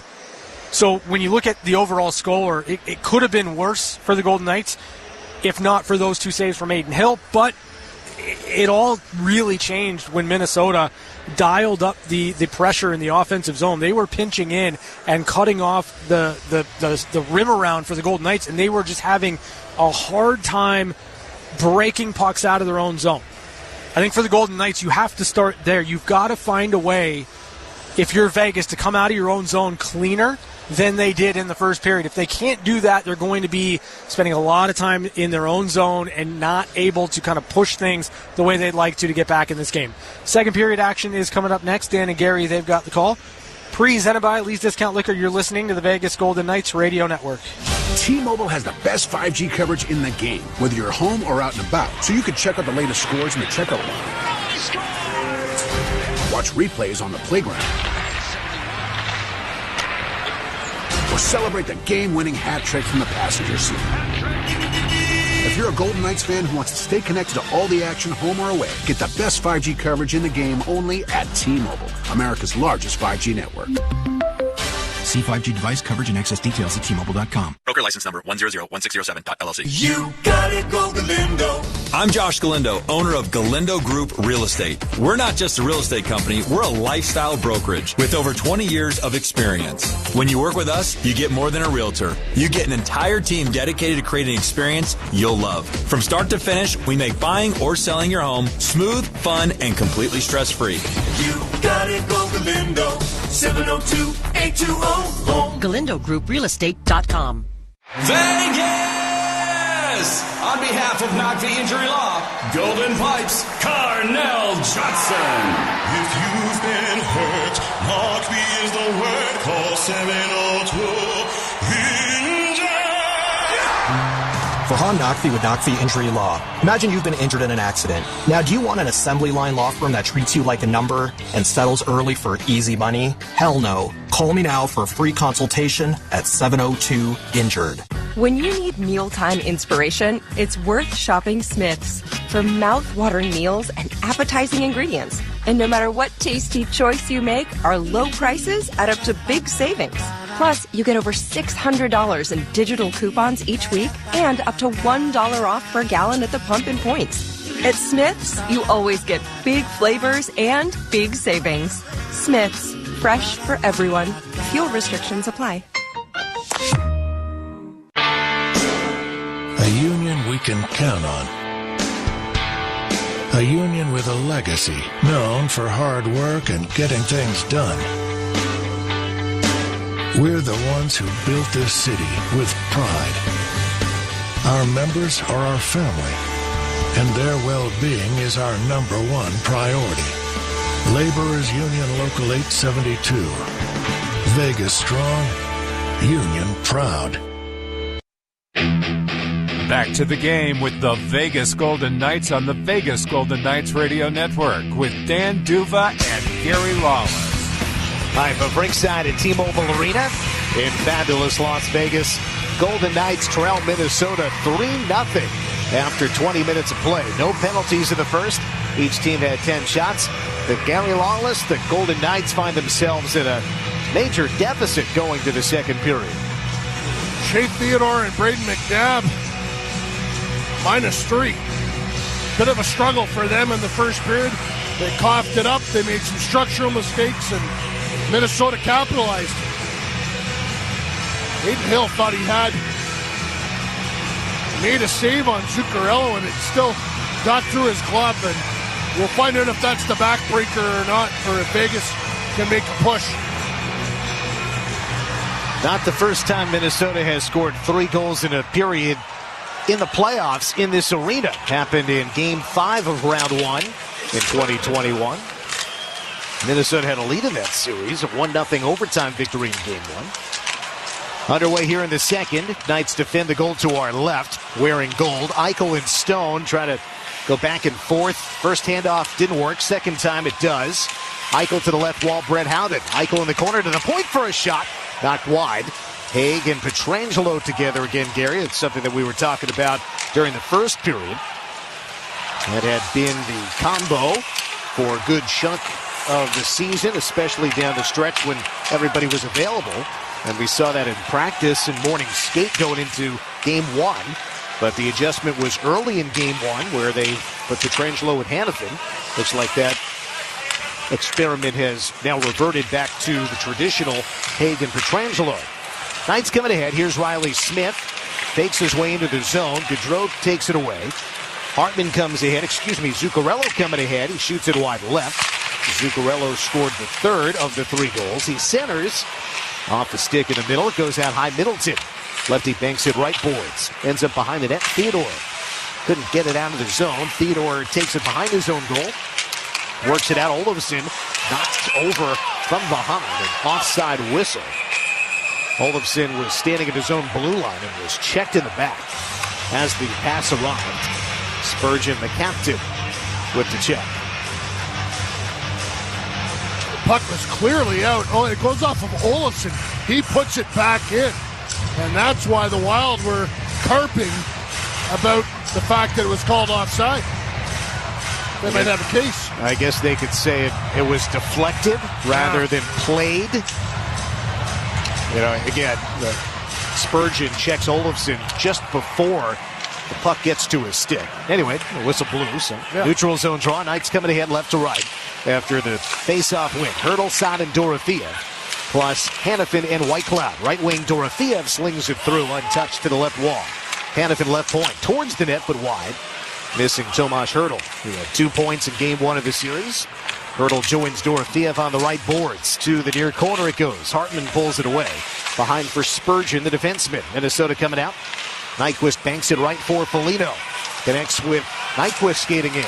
Back check by Saad. Forces the rim around by Nyquist to the near side left. Dorofeev pokes it away from young defenseman Zeev Buyan in his second NHL game. 19 years old. Made his NHL debut in Game 1.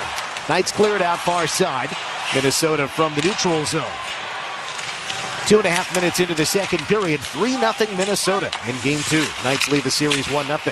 Hannafin speeds behind his goal and sets up the breakout. Knights get it in, but it's an icing as they could not win the race to the puck. Hannafin had to play that one.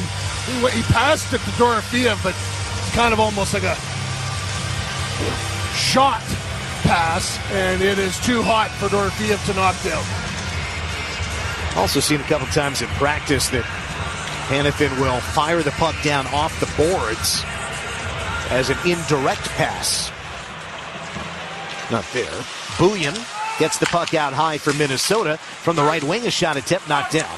Hannafin defending the side of the net, and Brazeau. Vegas coming out left to right. Dorofeev, the lefty, dumps it in right wing. To the trapezoid, the goalie is there. Gustafsson hands it off as the Knights are changing it up. Line changes brought to you by William Hill. Barbashev, Watt, and Kolasar. Forwards, Pietrangelo and Haig are the defenders. Minnesota coming out. Tip puck at center, gets all the way deep to the Vegas end, down to our left. Hill watching over his left shoulder. Haig and Pietrangelo to it, taken away. Brazeau, the righty, towards the net. Save Hill. Rebound was available, but Barbashev gets it for the Knights. One-hands it forward, swarmed by multiple players. Brodin sticks it away to Rossi, who's leveled by Haig. Just outside the Vegas blue line. Puck goes deep. Pietrangelo checked by Trinian behind the Vegas goal. Kept in on the left. Oh, apparently not. Linesman has his arm up. Delayed offside. Now they've tagged up, but Vegas has the puck. Left to right, back to center. Watt from Pietrangelo. Cuts through. Going down the slot. He couldn't make another cut. Has to follow a loose puck to the right corner. Watt behind. Barbashev backhands it up the left boards. There's McNabb. Down the wall for Watt. In the left corner. The righty tries to burrow his way through. Got checked. Stone plays it out high. Now McNabb, and Fedor falls over, loses the puck. 2-on-1. McNabb hustling back. Kaprizov shoots. Save. Loose puck. And they say it's in. Kaprizov with the shot. Hill made the save, but he could not secure it under the pad. And it's a 4-0 Minnesota lead. 4 minutes into the second period. Kaprizov with his second point of the game. And 4 points in the series. That's his first goal after he had 3 assists. Yeah, no doubt about it. That one's it. Yeah, Hill makes the save. Yeah. But he basically puts it into his own goal. Yeah. He's down with the pad, and then he's sort of sliding, and then he rolls over. And as he rolls over, he propels the puck into his own net. Yeah, another turnover from Shea Theodore. Yeah. It's been a disaster for Theodore and McNabb, which is Vegas' best pairing. McNabb was plus 42 in the regular season. Second best in the league, but -4 now today. All 4 goals at even strength. And the Knights have dug themselves a mighty hole. They have not recorded a shot here in the second period. Minnesota has 2 now in front. Swing and a miss by Stone on a bouncer. Top of the crease after Hannafin's point shot. Minnesota coming back out with Johansson to the right, and Zuccarello flips it in. Wide left. Take it off the near boards. White Cloud fanned on the clearing attempt. Johansson rims it around all the way out to Faber, right point. Howden takes it away, but he is quickly stripped of the puck by Zuccarello, coming back to the neutral zone. 3 in the first and 1 early in the second for Minnesota. 4-0 the Wild lead. Now a near giveaway by Hill. Almost led to a shot into a vacated net. Puck is on the near side left. Banked behind by Hartman. And now Aiden Hill looks a little bit more out of sorts, Gary, than we have typically seen. Well, sure, he's going to be rattled now. That last goal was on him. Smith protecting the puck as he works his way through center. Gains the red, dumps it left corner. 2 in a row, he's kind of made a save, and they've both gotten by him. That's got to affect your confidence. Smith behind the net, checked by Brodin. Hartman goes in to help, has the puck behind his own goal. Hartman strides to the outside far corner, but he lifts the puck out of play, deflected out of play. Kaprizov from Boldy, .359. 11th playoff goal in 21 playoff games for Kaprizov. surprised Bruce Cassidy, well, he's got to be thinking about Akira Schmid. It's 4-0. Maybe he waits till the third period, see what happens here in the rest of the second. But if you don't start to close this gap, you got to try and find some good things out of it. And getting Schmid some playoff experience in a Golden Knights jersey could be something. Schmid has appeared in 9 playoff games. 8 of those were starts, including games against the New York Rangers. He won Game 7 against New York, but then lost the second-round series to Carolina. 2 years ago for New Jersey. Nicholas Hay gets a steal at center on Kaprizov, but the Knights lose it going back in. Hurdle, Saad, and Dorothea. Eriksson gets it in the right corner for Minnesota. Offensive zone for the Wild. Protects it away. Threw it out to the right wall. Now to the point for Spurgeon. Holding a shot, knocked down. Rebound in the right circle. Deflected to the middle of the ice and Saad. Trying to protect and now kicks it forward to Hurdle. Cross the line right wing. Hurdle stood up by Middleton. Spurgeon near boards. Banks it around. Dorothea reaching in. Free puck high slot taken by the Knights. Hurdle to the outside right. Lefty opens up. Feeds left. Pietrangelo an extra pass to Whitecloud in the corner. Whitecloud to Hurdle in the right corner now. Lefty goes low to high. Pietrangelo, the righty defenseman, shoots. Knocked down in front. Rebound hacked to the near boards and out. Middleton making the block and the clear. Pietrangelo cut it off near side of center. Far side of center, it's dumped back in by the Knights. Hurdle still out there with a fresh line coming on. It is Barbashev and Kolasar. Knights defenders have it. McNabb to Whitecloud, and it's Whitecloud to dump it in. McNabb at the left point. Whitecloud straight on. The righty shoots. Knocked down. Rebound. Save. And covered. Kolasar tried to backhand it on goal after the initial bid from out high was knocked down. Kolasar is back to the net, but figured he might as well try to propel it toward the cage. Hope for a lucky bounce. It looks like Bruce Cassidy may have broken up Theodore and McNabb. We'll see when we come back. I wonder if he might have benched him. Yep. -4 for perhaps the most reliable defensive pair in Golden Knights history. McNabb is -4. Theodore is -4. Minnesota leads the game 4-0. 13:10 to go. Second period. Presented by Lee's Discount Liquor. This is the Vegas Golden Knights Radio Network. Bet like the pros with Circa Sports, the official jersey sponsor of the Vegas Golden Knights. Get all the benefits of the world's largest sports book right at your fingertips with the Circa Sports app. Experience the highest betting limits, lowest hold percentage, and the best customer service.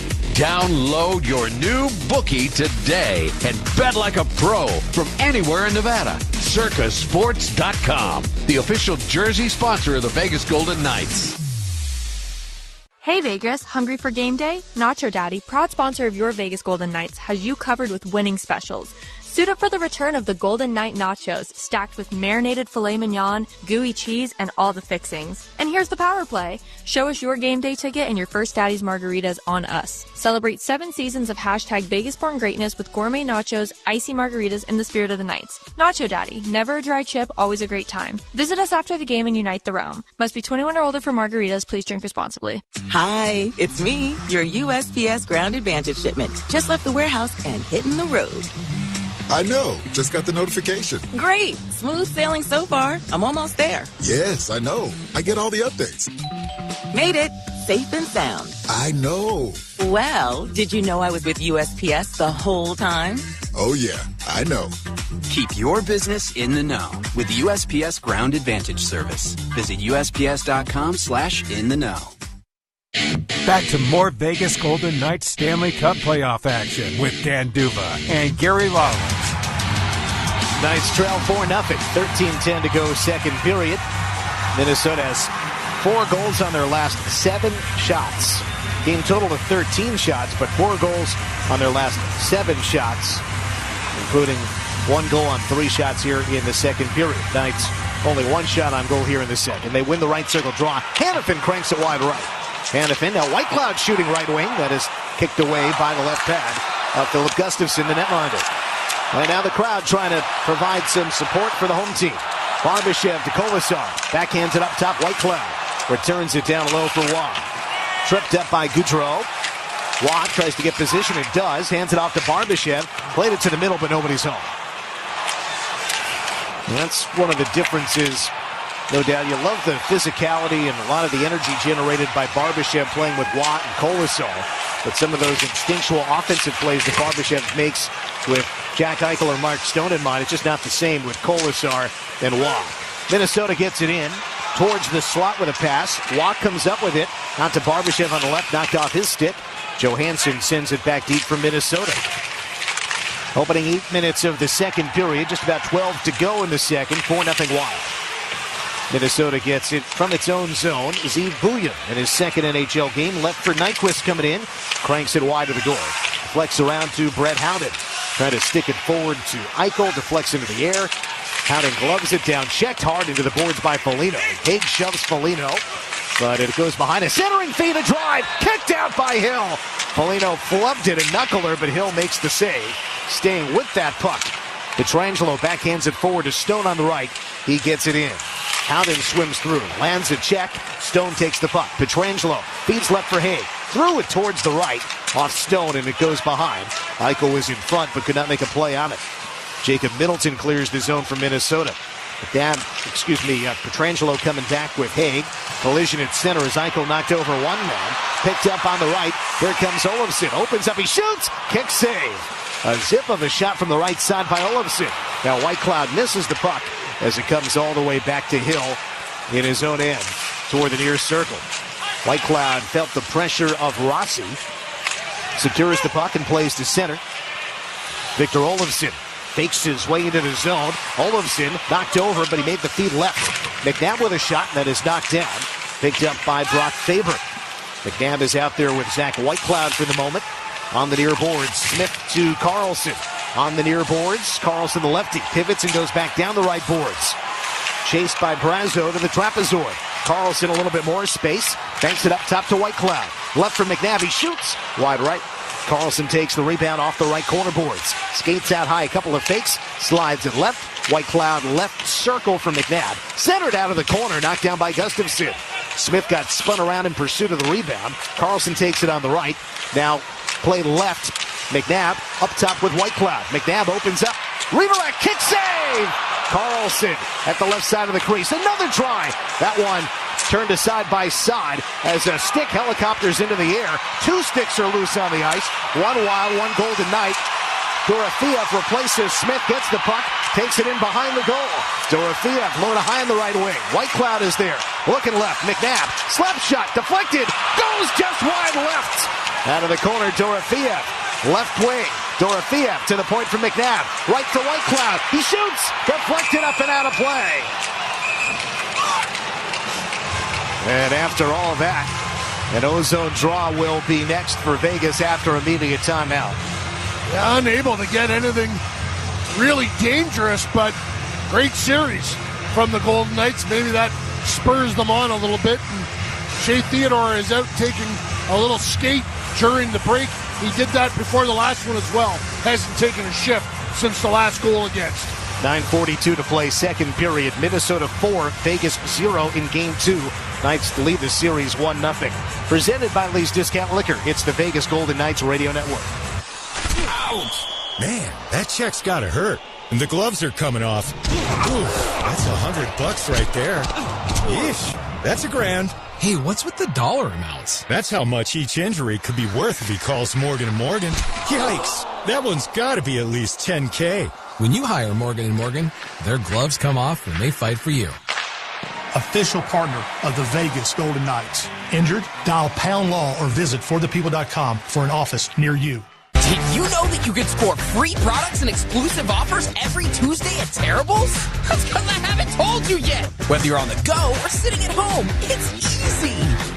Just download the Terrible Social House app, get notified every Tuesday, and redeem that week's awesome deal in store. On Tuesdays, think Terribles, because it's Terrible Tuesday! Yeah! It's Terrible Tuesday! Download the Terrible Social House app or visit Terribles.com for details. If your money's been hanging out in a savings account but not getting the gains you want, it's time to get your money working in a high-yield certificate account from America First Credit Union. America First certificates can help you save more, faster, without breaking a sweat. No matter what your financial fitness goals are, get bigger gains and greater rates with a certificate account from America First. Open yours today. America First, helping your money do more. Federally insured by NCUA. Back to the Fortress for more Stanley Cup playoff action with Dan Tuba and Gary Lawless. Knights have a push here in the middle stages of the second period, but they still trail 4-0 with 9:42 to play in the second. Minnesota got 3 in the first, 1 in this middle period. Ozone draw on the right. Eichel between Stone and Howden. Pietrangelo and Haig out at the line. Eichel wins the draw. Pietrangelo takes it down the wall. Now backward for Stone. Left for Haig, who shoots it wide right. Might have been looking for a tip as Pietrangelo and Howden flashed in front. At the other end, it's Boldy. Run off nicely by Haig. And it ends up behind the Vegas net.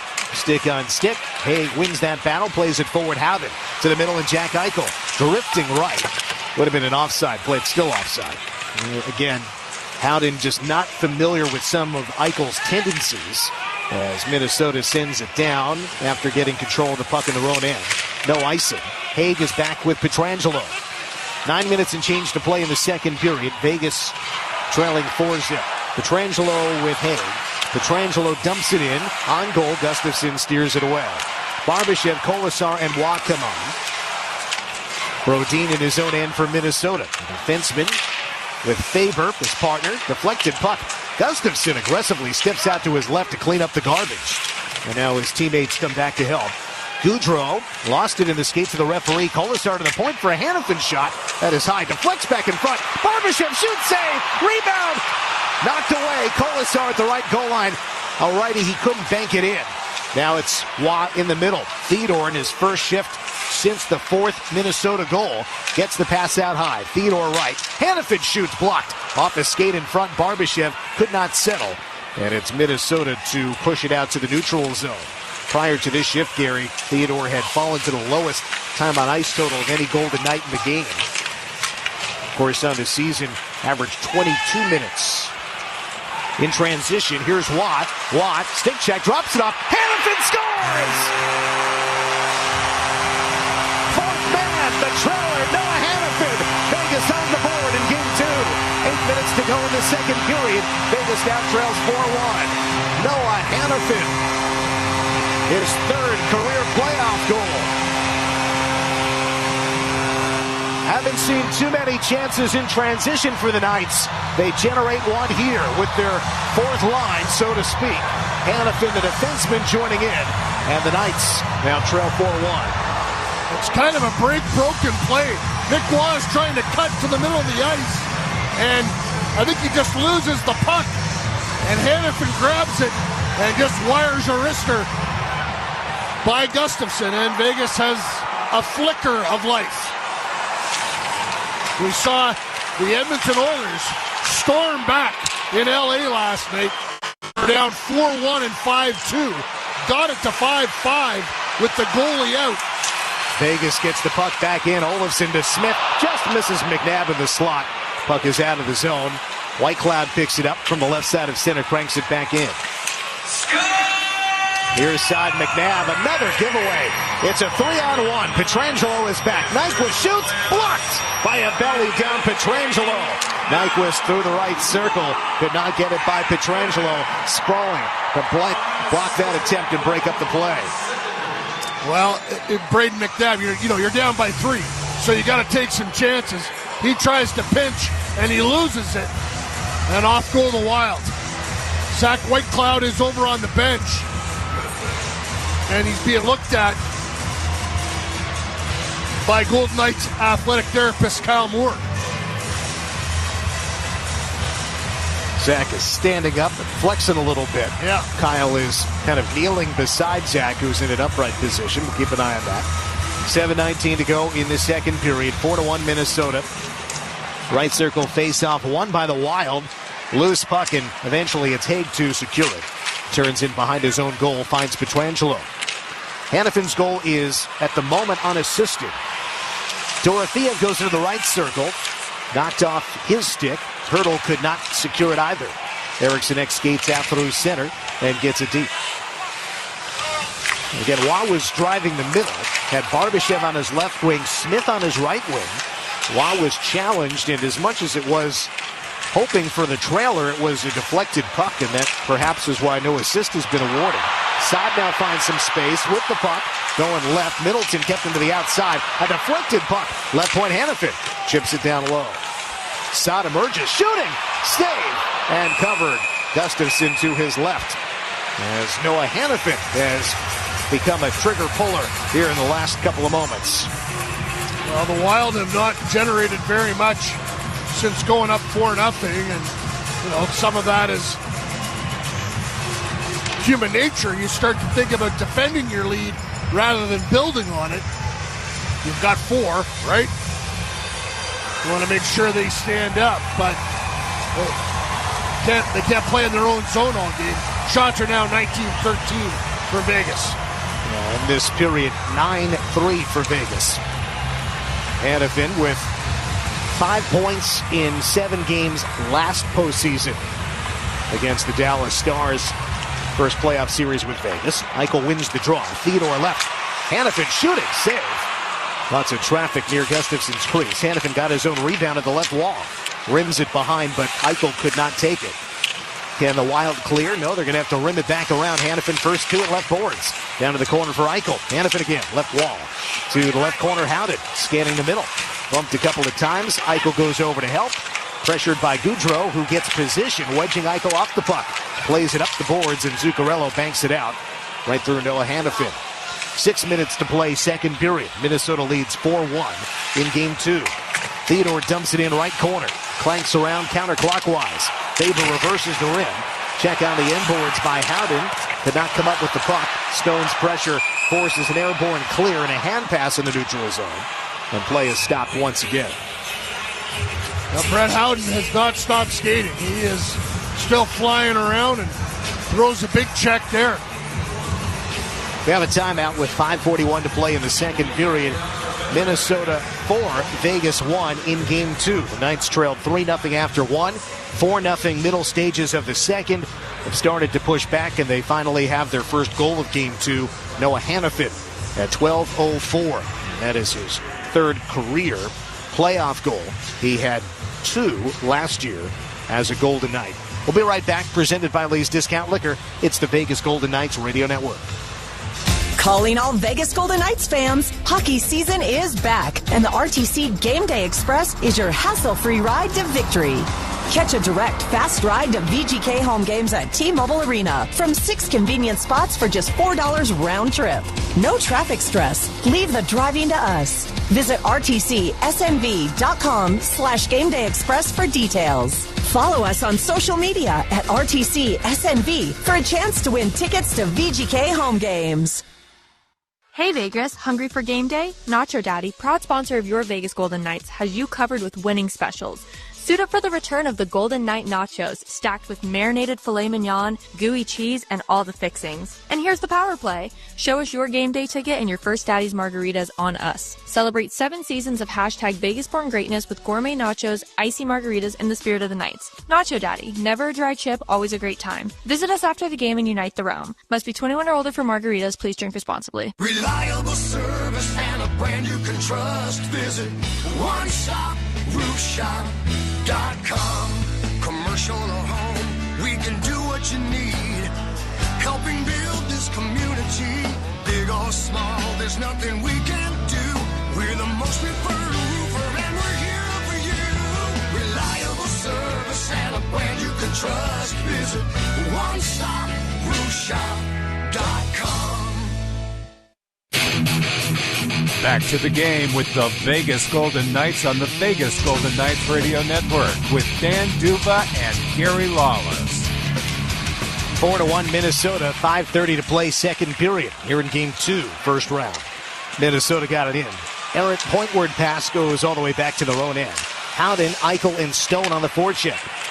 The defenders of the Wild control. Middleton sails it out to the right wing. Eriksson gathers, drags it in. Down he goes. Checked by Haig. Puck went to Boldy. Trying to bank it out to Spurgeon. He'd come off the wall. So the puck goes back to the Minnesota zone. Eichel and Stone generating very little right now, Dan. Same in game one.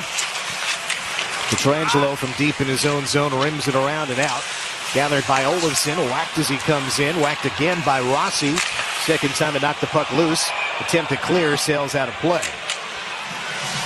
Well, Noah Hanifin did not play the last 2 games of the regular season, but the last game that he did play, April 12th against Nashville, scored the game-winning goal. At 57-55, just over 2 minutes left. Dramatic goal for Noah Hanifin. Earlier this year had game winner in Edmonton back on November the 6th. He had tied the game at 50-55, 50-05, 10 minutes to go in the third. And then he won the game 59-11, less than a minute to go. Noah Hanifin, clutch performer. Here's Theodore, centers after a face-off win, cut down. And Foligno plays it out for Minnesota. Hanifin looking right, has Smith. He breaks in the neutral zone. He's bumped by Foligno. Creates a loose puck. Hanifin a nice reach at the line. Denies Gus Nyquist a clean entry. From neutral ice, pitched in the air. Hanifin coming back forward on the left to Smith. Smith, left wing, going toward the corner. Faber gets position. Carlson goes to help out. Olofsson nearby too. Left corner. Olofsson gets the puck at the left wall. Carlson for Smith. He shoots. Shoulder save. Rebound high into the air. And glove to the near boards. Theodore on it for the Knights. Right corner Carlson to the trapezoid. And Smith low to high for Smith to Theodore. Left a one-time shot. Knocked down in front. On the bid by White Cloud. Carlson buzzing in front of the net. Left point. It's sent back down low by Olofsson. Smith in the corner. On the backhand. Try to go up top. McNabb takes it off the wall and shoots. Blocked. McNabb gets it again. Back and forth with Smith. Another McNabb trying to flex across to the near side right. Side to it. A head fake. Reverses it up the boards. Smith and White Cloud crossing. As Smith has once again lost his stick. On the right, it's Saad. Looking up top. McNabb left from the bench. A try from Dorofeev. Misses the net. As he was closed off quickly by Faber, who threw his body toward Dorofeev. Side of the net again, Dorofeev. On the right side of the crease, now in the right circle. The lefty put it in front, off a stick save! Saad found the loose puck. Gustafsson was down on the butterfly for the stop. White Cloud from the right point knocks the stray stick out of the zone, keeps the puck in. Hurdle on the right, shoots, save. Rebound taken by Faber, banks it to the point. White Cloud keeps it in. Sends it low, too much for Saad. Around it goes, and Hartman can blast it out. Will it be icing? Yes. With 2:56 to go in the second period. Vegas trailing 4-1, but they've had a lot of ozone control of late. Minnesota hasn't had a shot in a long time. They had 10 shots in the first period and just 3 so far in the second. Vegas has had 11, but the goals are split 1-1. Kaprizov at 3:59 from Boldy. And then Noah Hanifin, no assist at 12:04. Lone goals here in the middle period. Remember, the Knights' third period is by far their strongest and the NHL's best. Plus 41 in the regular season. 109 for third period goals in the third period in the regular season. From the drop, Eichel had his stick caught up in the linesman. Eichel had gotten up, tried to skate ahead, but couldn't move because the stick was between the linesman's legs. Eichel has come back for puck support. Chips it ahead, but it's intercepted at neutral ice by Boldy. Dishing right, Kaprizov. Try to go between his legs. Haig forces him wide right. Kaprizov banked it off the back of the net. Boldy from the right corner. Goes low to high. And now they go D to D.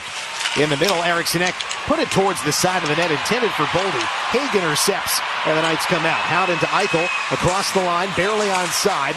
Left wing Howden. And he had it taken away by Eriksson Ek. Played it into the Knights zone. Pietrangelo is back with Noah Hanifin. They're just rotating defensively at this point, Gary. It's hard to say that there's been any obvious pair. Barbashev takes a lead pass. 1 against 2. Forced to the outside left. Barbashev at the left wall for Watt. Turns into the corner far side. The righty looks pointward. Has Theodore. Lefty gathers. Feeds right for Hanifin. He shuffles left. He'll bank it down into the right corner. Barbashev and Waugh in pursuit, but Minnesota gets control. Middleton plays it out to center. Boldy skates across the red and dumps it in. 1:35 to go second period. Minnesota leading 4-1. Theodore coming out, fires left wing. Barbashev gets through, carves to the middle. Could not get a shot away. Again, they're strong between the dots. Once again, are the Minnesota defenders. Barbashev got knocked into the near boards as Minnesota takes control and clears the zone. Theodore with Goudreau back behind the net. When it comes to the near side, it slides out to the right point. Bogosian holds the line. Rims it behind, but Kolasar picks it up for Vegas. Kolasar trying to forward pass. Johansson knocked it down. Theodore coming ahead. Theodore lifts it in towards the right corner with a minute to go in the second period. Final minute brought to you by Credit One. Minnesota gets it out. McNabb to his own end. Looking left has Carlson up the middle of the ice. Hooked a couple of times, no call. In come the Knights on the right. Stripped loose. Zuccarello sends it right by Olofsson. Minnesota coming back the other way. They'll dump it in. No penalties in the game either way. Vegas was 2 for 2 on the power play in game 1. Minnesota was 0 for 1 on its lone power play. 30 seconds to go. Knights get it in. Carlson, Smith, and Saad at the moment. Minnesota gets it out. Brodin pokes it in. McNabb in front of his goaltender, Aiden Hill. The lefty skates back out to center. Finds Saad coming in. He shoots, blocked. Nyquist has the rebound. He banks it the other way. Nice touch. It will be an icing, but 7 seconds on the clock. 4-1 Minnesota late in the second period. Minnesota has just about eliminated any forecheck. They are dumping the puck in and really kind of rolling as many lines as they can. They're comfortable being up by 3, and they don't want to have any odd man rushes. So they're clogging the neutral zone. A good game plan from John Hines. Minnesota clears it out, but the clock runs out on the second period. Each side scores a goal in the middle frame, but the margin therefore the same. Minnesota leads by 3. 4-1 over the Knights through 40 minutes of Game 2. Vegas leads the series 1-0. Minnesota did not have a shot over the last 15 minutes and 9 seconds. Period total of 3 for Minnesota. Game total of 13. Vegas in that period, 11 shots. Game total of 21. So, we go to the second intermission with the Knights trailing by 3. And you start to wonder about the all-time comebacks. And, yeah, there are comebacks. You saw it as you talked about, Gary. We went through the details earlier. Edmonton and L.A. just last night. But if you go back in Golden Knights history, Vegas has never come back from 3 goals in a game in regulation. They have come back by 2 goals on 4 occasions. Well, we'll see if they can make some history today, this 22nd of April, 2025. It'll be interesting to hear how the Golden Knights explain what happened in the first 30 minutes of this game for them to fall behind 4-0. You know, how does Bruce Cassidy explain? You know, we've heard them when they have not had the first 5 minutes. They were very good. They didn't score, and then Minnesota got one, and you know that was one. But all of a sudden, you're at the end of the period. It's 3-0, and then they give up the 4th as well. Bruce has said at times, we didn't respect the game. And, you know, while that would be shocking in a playoff series, when you're only up 1-0, to have kind of thought, hey, we can take it easy and still win, you know, there aren't that many explanations for how this, what causes something like this to transpire. So, you know, was it bounces? And certainly Minnesota got some bounces, but then again, you know, Shea Theodore, who is one of the best defensemen in the National Hockey League, has had a, you know, particularly off night, which is, it's pretty rare for Shea. He's pretty consistently fantastic. And tonight, just not his game. He was on the ice for the Vegas goal, so he's -3. Okay. McNabb remains -4. The most reliable defenseman in the history of the franchise. Yeah. Bruce said it in our Game 1 pregame interview. No matter what happens in Game 1, you know, it could be a good night, could be a bad night. You never know. That's why it's a series. And it's hard sometimes to explain why you have an off night as a team. It just happens sometimes. It's hard sometimes to see it coming. It's hard to explain as it's happening or even after the fact. We'll wait for the explanation in the post-game press conference. But obviously, the Knights are not out of this one. They're down by 3. They're not down by 7. They're down by 3. It is not insurmountable. If Minnesota can score 3 goals in a period, so can the Golden Knights. And if they do that, they would have forced overtime. And as we know, plus 41 in the third period during the regular season. Best third period team in the NHL. So while the play was so much in Minnesota's control, turning the tide, getting that first goal, not allowing Minnesota a shot for 15 minutes to finish the period, I suppose that there'd be at least some optimism going to the third period. Oh, 100%. And if you're John Hines, I don't know if you want to play this way for the way they played for the last 10 minutes of that period, if you want to play that way for another 20. At some point in time, Vegas might start to feel good about itself again. And while that might not impact the final result tonight, we'll find out. There's still 20 minutes to go. It sure as heck might impact Game 3. Indeed. Intermission report upcoming with Ryan Wallace. Stand by for that. Check on what has gone on around the National Hockey League and the Stanley Cup playoffs today. First, let us tell you that Bill Foley's AFC Bournemouth team will return to the United States this summer for the Premier League Summer Series. Follow the Cherries as they compete with the world's best in Atlanta, Chicago, and New Jersey. That's Bill Foley's AFC Bournemouth team coming to the States for the Premier League Summer Series.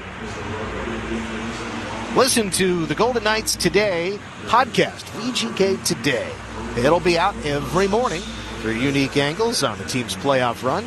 Yours truly, Gary Lawless, the rest of the team. That'll be out tomorrow morning. Another episode, Justin Russo and yours truly. Shane Knighty had an interview with Victor Olofsson that was out today. Great stuff on our VGK Today podcast, available wherever you listen to podcasts. Score big on game days at Nellie's Southern Kitchen at MGM Grand. Wear your Golden Knights gear and get 50% off your bill, whether you are headed to the Fortress for a home game or cheering on the team while they're on the road. That's Nellie's Southern Kitchen, MGM Grand. Elevate your road game experience with Night Flights by Cirrus Aviation. The Night Flights VIP package includes rinkside seats, a spot on a private flight to and from the game, private transit, and exclusive Golden Knights gear. Book your next road trip in style at night.flights. Minnesota leads Vegas 4-1 after 2 periods in Game 2. Vegas leads the series 1-0. We'll be right back. Ryan Wallace will carry us through the intermission, presented by Lee's Discount Liquor. You're listening to the Vegas Golden Knights Radio Network. Will you be the next Vegas Golden Knights game day giveaway winner?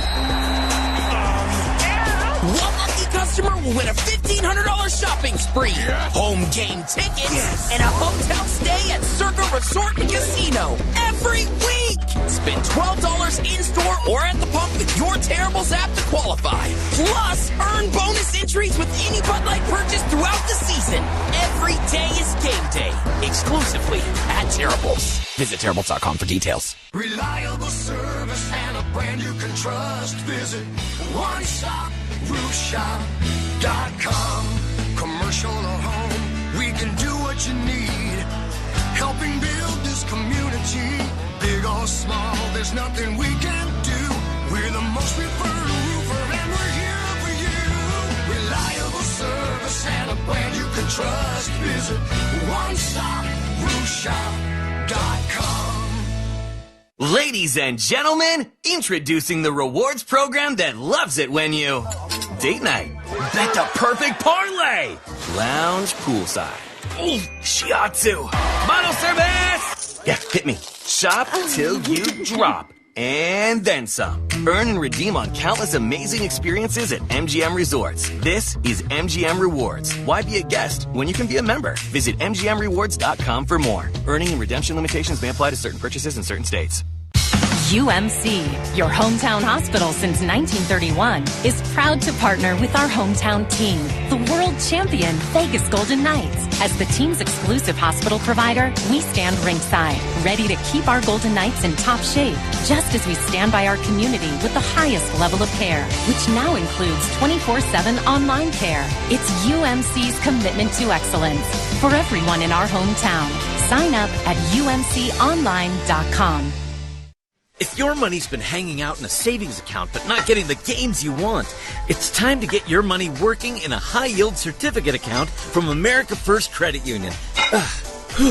America First certificates can help you save more, faster, without breaking a sweat. No matter what your financial fitness goals are, get bigger gains and greater rates with a certificate account from America First. Open yours today. America First, helping your money do more. Federally insured by NCUA. Vegas! On behalf of Knock the Injury Law, Golden Pipes, Carnell Johnson. If you've been hurt, Knock the is the word. Call 702-INJURY. For Han Knock the with Knock the Injury Law, imagine you've been injured in an accident. Now, do you want an assembly line law firm that treats you like a number and settles early for easy money? Hell no. Call me now for a free consultation at 702-INJURED.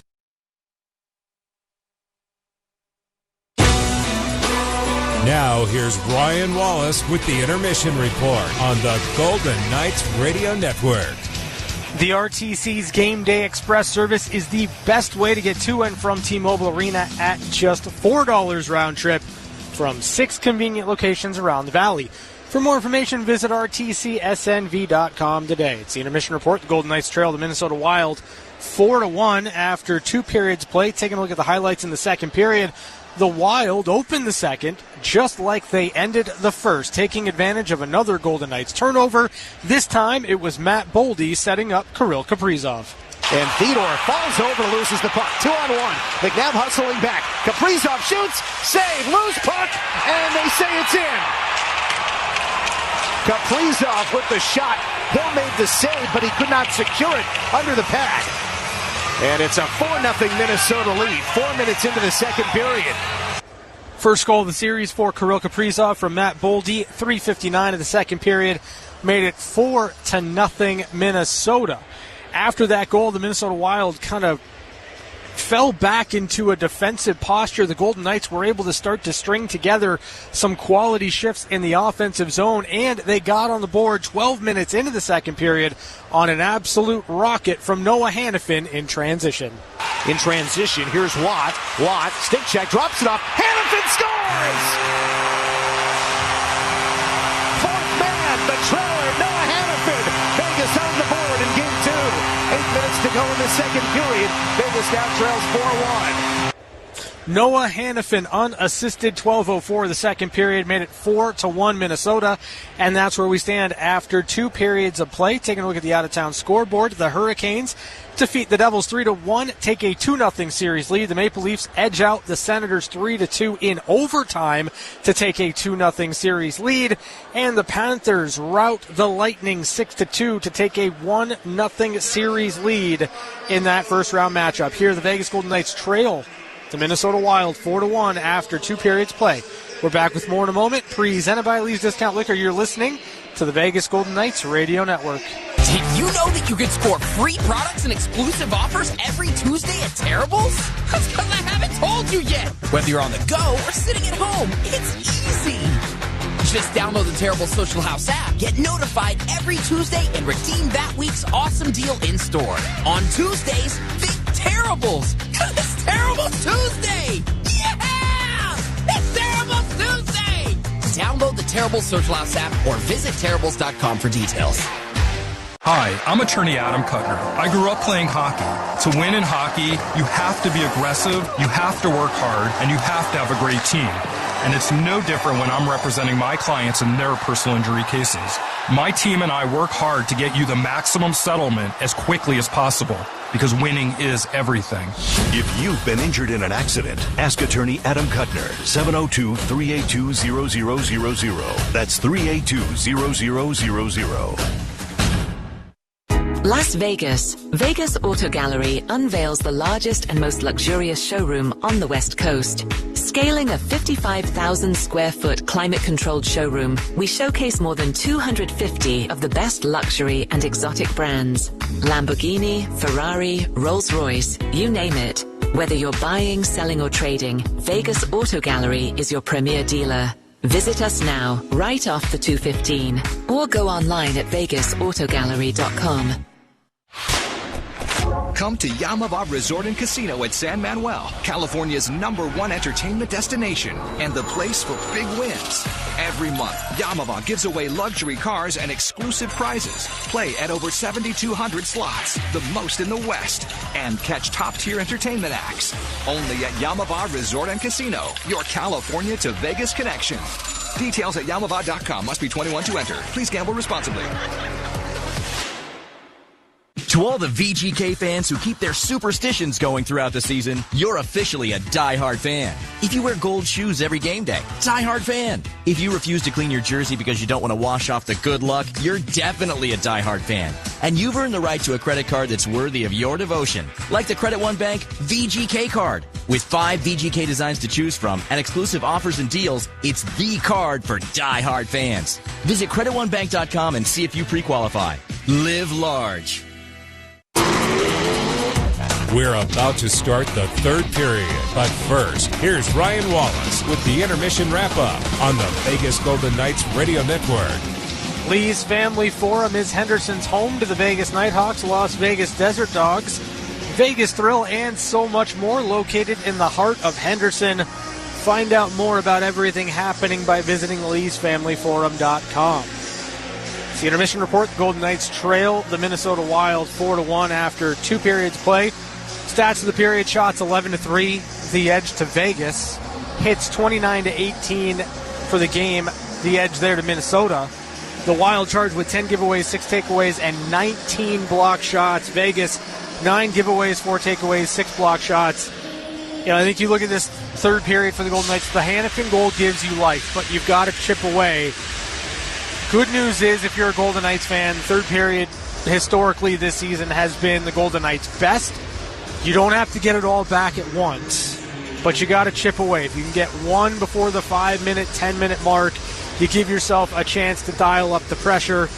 We'd like to see more from Jack Eichel and Mark Stone. Those two guys are going to have to lead the way if the Golden Knights want to make a comeback here in the third period. Third period action's coming up next. Dan and Gary, they've got the call. Presented by Lee's Discount Liquor. You're listening to the Vegas Golden Knights Radio Network.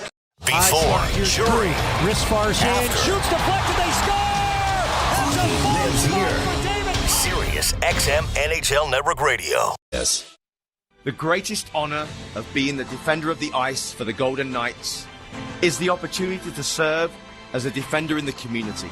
By joining forces with comprehensive cancer centers in the crusade against cancer, we can defend the health of so many in our community through cancer awareness, early detection, advanced treatments, and groundbreaking research. Together, we'll fight on all fronts for a future without cancer. Will you be the next Vegas Golden Knights game day giveaway winner? One lucky customer will win a $1,500 shopping spree, home game tickets, and a hotel stay at Circa Resort and Casino every week. Spend $12 in-store or at the pump with your Terribles app to qualify. Plus, earn bonus entries with any Bud Light purchase throughout the season. Every day is game day, exclusively at Terribles. Visit Terribles.com for details. At Smith's, an annual Boost membership just got even better. Now you can choose from Disney Plus with ads, Hulu with ads, or ESPN Plus on us when you sign up. Plus, enjoy unlimited free delivery, double fuel points, exclusive offers, and free items. Sign up for a Boost membership today. It's an easier way to save, including new streaming options to relax with while we deliver your groceries. Smith's, fresh for everyone. Restrictions apply. See site for details. When I brought the Golden Knights to Vegas, I wanted to create something unique for Nevada. High Ground Vodka is made from estate-grown rye and Sierra Nevada snowmelt for a smooth finish. If you're 21 or over, High Ground is an exceptional Nevada-born vodka and proud partner of our hard-working hockey team. I hope you give High Ground Estate Vodka a taste.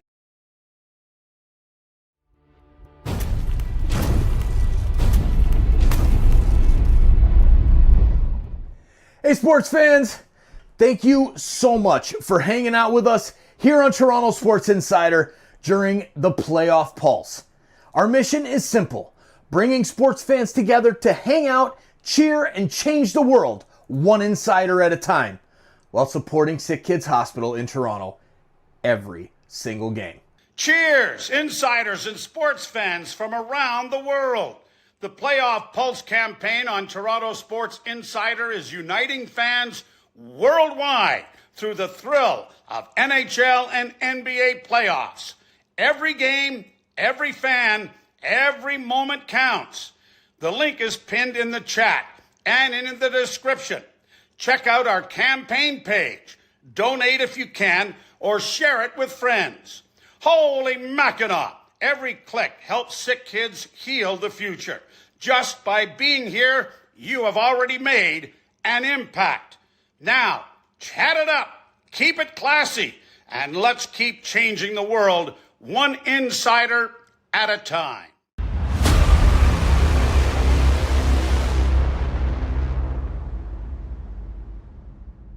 Hey, you! Yeah, you! I'm talking to you! Thanks for hanging out with us. This is TSI Mike, and now that we've got your attention, we're bringing you every single game of the NBA and NHL playoffs while supporting SickKids Hospital in Toronto through our Playoff Pulse campaign. Let's grow our global community. Hit that subscribe button, turn on that bell, and join the action. Hey, you! Yeah, you! Joe Bowen here, voice of the Toronto Maple Leafs. The Playoff Pulse on Toronto Sports Insider is all about playoff thrills and making a difference, with 100% of Leaf playoff stream revenue going directly to SickKids for their life-saving treatments and research. We're aiming for 100,000 insiders to boost our impact. So subscribe now and be a part of this incredible movement. Holy Mackinac! Let's show SickKids Hospital we're here for them. Join us today. Hey you, yeah you, Easton Cowan, Leafs prospect here. I'm loving these Playoff Pulse live hangouts. Subscribe and turn on the bell to catch every game. Keep the chat buzzing and let's cheer for SickKids together. See you in the chat. Hey sports fans, it's TSI Mike, and we're uniting fans worldwide with the NHL and NBA playoff action while supporting SickKids Hospital right here in Toronto. Click the live viewer.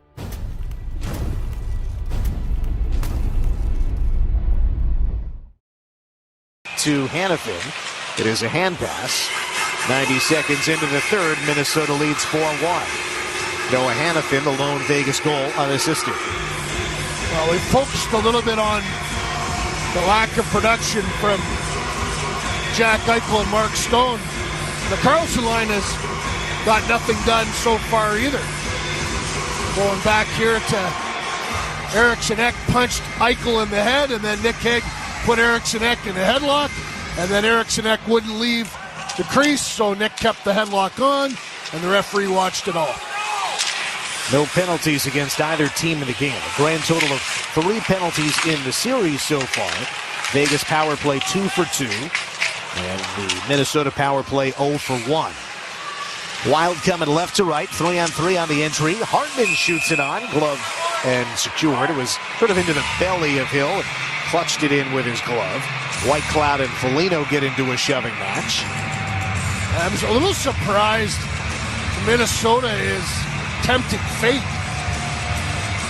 and trying to cause some trouble around Hill. You don't want to put Vegas on the power play. Good point. But John Hines has done a great job coaching this game. He got Minnesota ready to play. They made adjustments. They were ready to go. They finished, and they've been disciplined. And that might be the biggest part of all. And the officials have kept the standard high for potential penalties, as we saw just a moment ago. Foligno into the left circle. Backhand pass toward Eriksson Ek. Excuse me, not Eriksson Ek, but Gus Nyquist. 14 versus 41. Saad goes the other way for the Knights. Saad emerges on the right circle. Hands it off Pietrangelo through the circle. Center, score! A double fist pump from Pietrangelo. And he goes right to join the celebration. Tomas Hertl with 2 goals in 2 playoff games. And the Knights now trail 4-2. Yeah. 2.5 minutes into the third period. That's clearly, they don't want to be done. And that's almost like a signal from Pietrangelo. That's what we needed. We needed that one. Brandon Saad with a great job on the forecheck, holds the puck, gets it to Pietrangelo. Alex comes down the right side, and Tomas Hertl is right between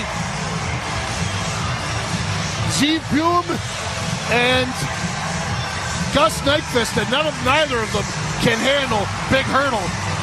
It's a great fake by Pietrangelo. Yeah. Looks like he's just going to skate it, not really do anything dangerous, and then just that little flutter, that little fake, and Hertl redirected it into a basically vacated net as Philip Gustafsson had rotated to his left.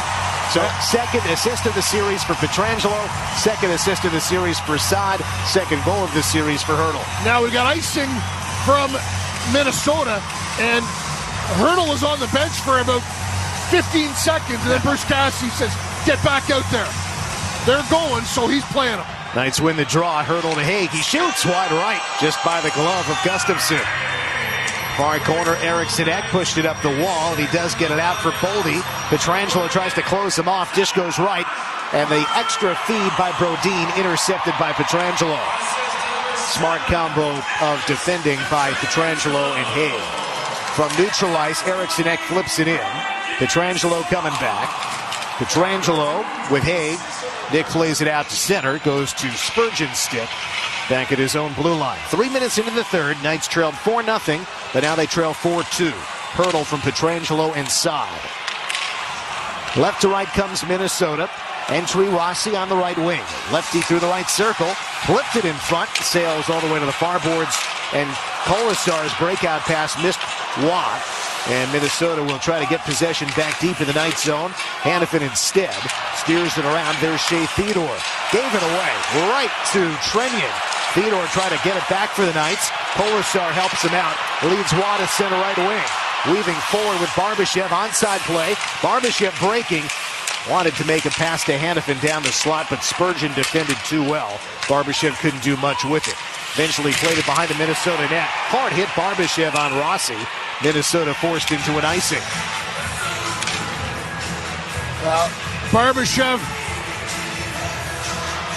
Waugh and Kolasar go off the ice, and here comes Eichel and Stone and Howden, and they got to get something done, Danny. If Vegas wants to perform a little bit of a miracle here, these guys are going to have to be part of it. Yeah, the top line for Minnesota has been dominant. Yeah. I mean, Kaprizov with a goal here, plus 3 assists in the series. Boldy with 3 goals, plus 1 assist in the series. The Knights' top players have nothing. Howden rips it wide right. Eichel takes it in the right corner. Eichel, Stone, and Howden. Eichel to the right point, Whitecloud. Left for Hanifin. Trying a wrist shot, blocked. Brazeau in the way. Brazeau coming over from the Boston Bruins. Knights send it back in. Gustafsson behind his net. Hot pursuit by Stone, but he loses an edge. Middleton skates it out left wing for Minnesota. Forward to Gaudreau at the Vegas line. Banks it deep, far side left wing. Hanifin shovels it along. Whitecloud gave it right to Zuccarello. Zuccarello rims it hard around. Clockwise to Faber. Johansson threw it in front, deflected away. Whitecloud defending the crease. Sent back around the rim. It gets by everybody, and out to center it goes. Faber 10 feet inside his own blue line near boards. Knights are changing it up. Carlson's line is now coming on. Carlson, Smith, and Olofsson. Gaudreau sends it on net at the end of his shift. Line change from Minnesota now. Line change is brought to you by William Hill. Smith misses both Carlson and Olofsson on the breakout. Minnesota gets the puck at center. Nyquist dumps it in. Hill side of his net, banks it behind. Out to center, Smith with Carlson. Smith finds McNabb, skates it in. McNabb guides it right. Olofsson through the circle. He shoots it wide on his backhand. Left wall, Smith taps it left point. Theodore is there. Shea threw it toward the net, deflected by Carlson, a redirect, but it was knocked down after the redirect. Minnesota again guilty of icing. Only 1 shot on goal this period for all. They just put up another one. So now 2 shots on goal this period. That was right the first time. They've got 21 shots through 2 periods. The scoreboard currently shows 22. Hertl from Pietrangelo and Saad, presumably the only one that went on goal. Meanwhile, Minnesota has all of 2 shots this period. Just over 5 minutes gone to the third. Minnesota had 10 shots in the first, only 5 since then. Minnesota clears it out. Pietrangelo quick up for Saad. Breaks. Trying to hand off for Hurdle, but he's checked tightly by Bogosian. Hurdle in the left corner, joined by Dorothea. Checked several times on the left wall. Feeds Haig, who shoots. Glove save. Gustafsson stares it after the hard drive from the left point by Haig. With Hurdle right around the crease. Hurdle is telling the referee. Hartman cross-checked me, then he speared me, then he interfered with me. Hurdle's trying to get to the crease. Yeah, he's still talking to now he's talking to the linesman. Hartman just preventing Hurdle from getting to the crease after the stick penalties. From the draw, Dorothea rips it wide right. Hurdle won it at the left dot. Dorothea in one motion shot it, but missed. The other end, Eriksson Ek skating in. Swoops behind the Vegas goal. Feeds the slot. Kaprizov shoots, knocked down. Rebound bouncing in the crease. Pulled away by Saad. Brings it to safety behind his net. A slow foot by Eriksson Ek. Somehow Dorothea didn't go down. And Eriksson Ek did try to undercut Dorotheev's skates. Left point shot goes wide right. Of course, flashbacks to Marcus Foligno slew-footing Ivan Barbashev. In the regular season, Barbashev hit the ice hard. Missed 10 games as a result. Here's an icing against Vegas. Aiden Hill just gave Eriksson Ek a whack in the crease.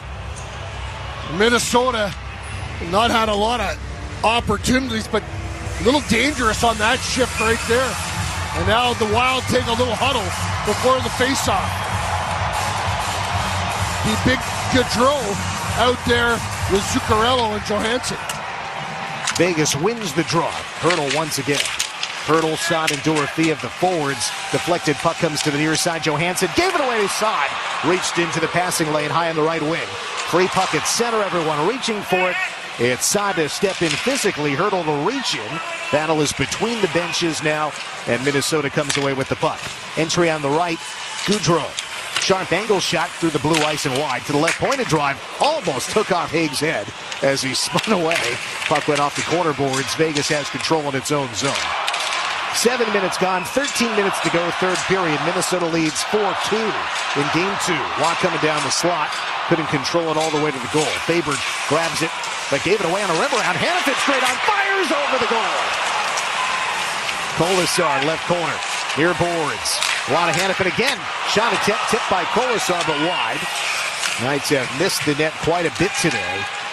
Coming into this period, Gary, they had missed the net 13 times. Here's Watt shooting over the net. Another miss. And the puck comes out to center. Watt grabs it in front of the Minnesota bench. Rink wide left to Kolasar. Now backwards to Theodore.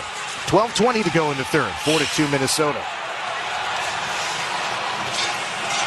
I take that back. The number of misses, Gary, was 13 in the second period alone. For the game, it was 19. Compared to 9 for Minnesota. Attempts that have missed the net. Minnesota tries to clear, but a deflected puck goes over the short glass out of play. Well, just this period, you've had Howden missed off a face-off, just barely missed the net, and then Dorofieva shortly after that as well. 4-2 with 12:03 to go there. We have a timeout. Knights trail 4-2, but they have the last 2 goals of the game after Minnesota got 3 in the first, 1 early in the second. Hanifin at 12:04 of the second to make it 4-1. And now here in the third, Tomas Hurdle from Alex Pietrangelo and Brandon Saad. Vegas trails 4-2 in game 2, 12:03 to go, third period. Presented by Lee's Discount Liquor. It's the Vegas Golden Knights Radio Network. UMC, your hometown hospital since 1931, is proud to partner with our hometown team, the world champion Vegas Golden Knights. As the team's exclusive hospital provider, we stand ringside, ready to keep our Golden Knights in top shape, just as we stand by our community with the highest level of care, which now includes 24/7 online care. It's UMC's commitment to excellence for everyone in our hometown. Sign up at umconline.com. Come to Yamava Resort and Casino at San Manuel.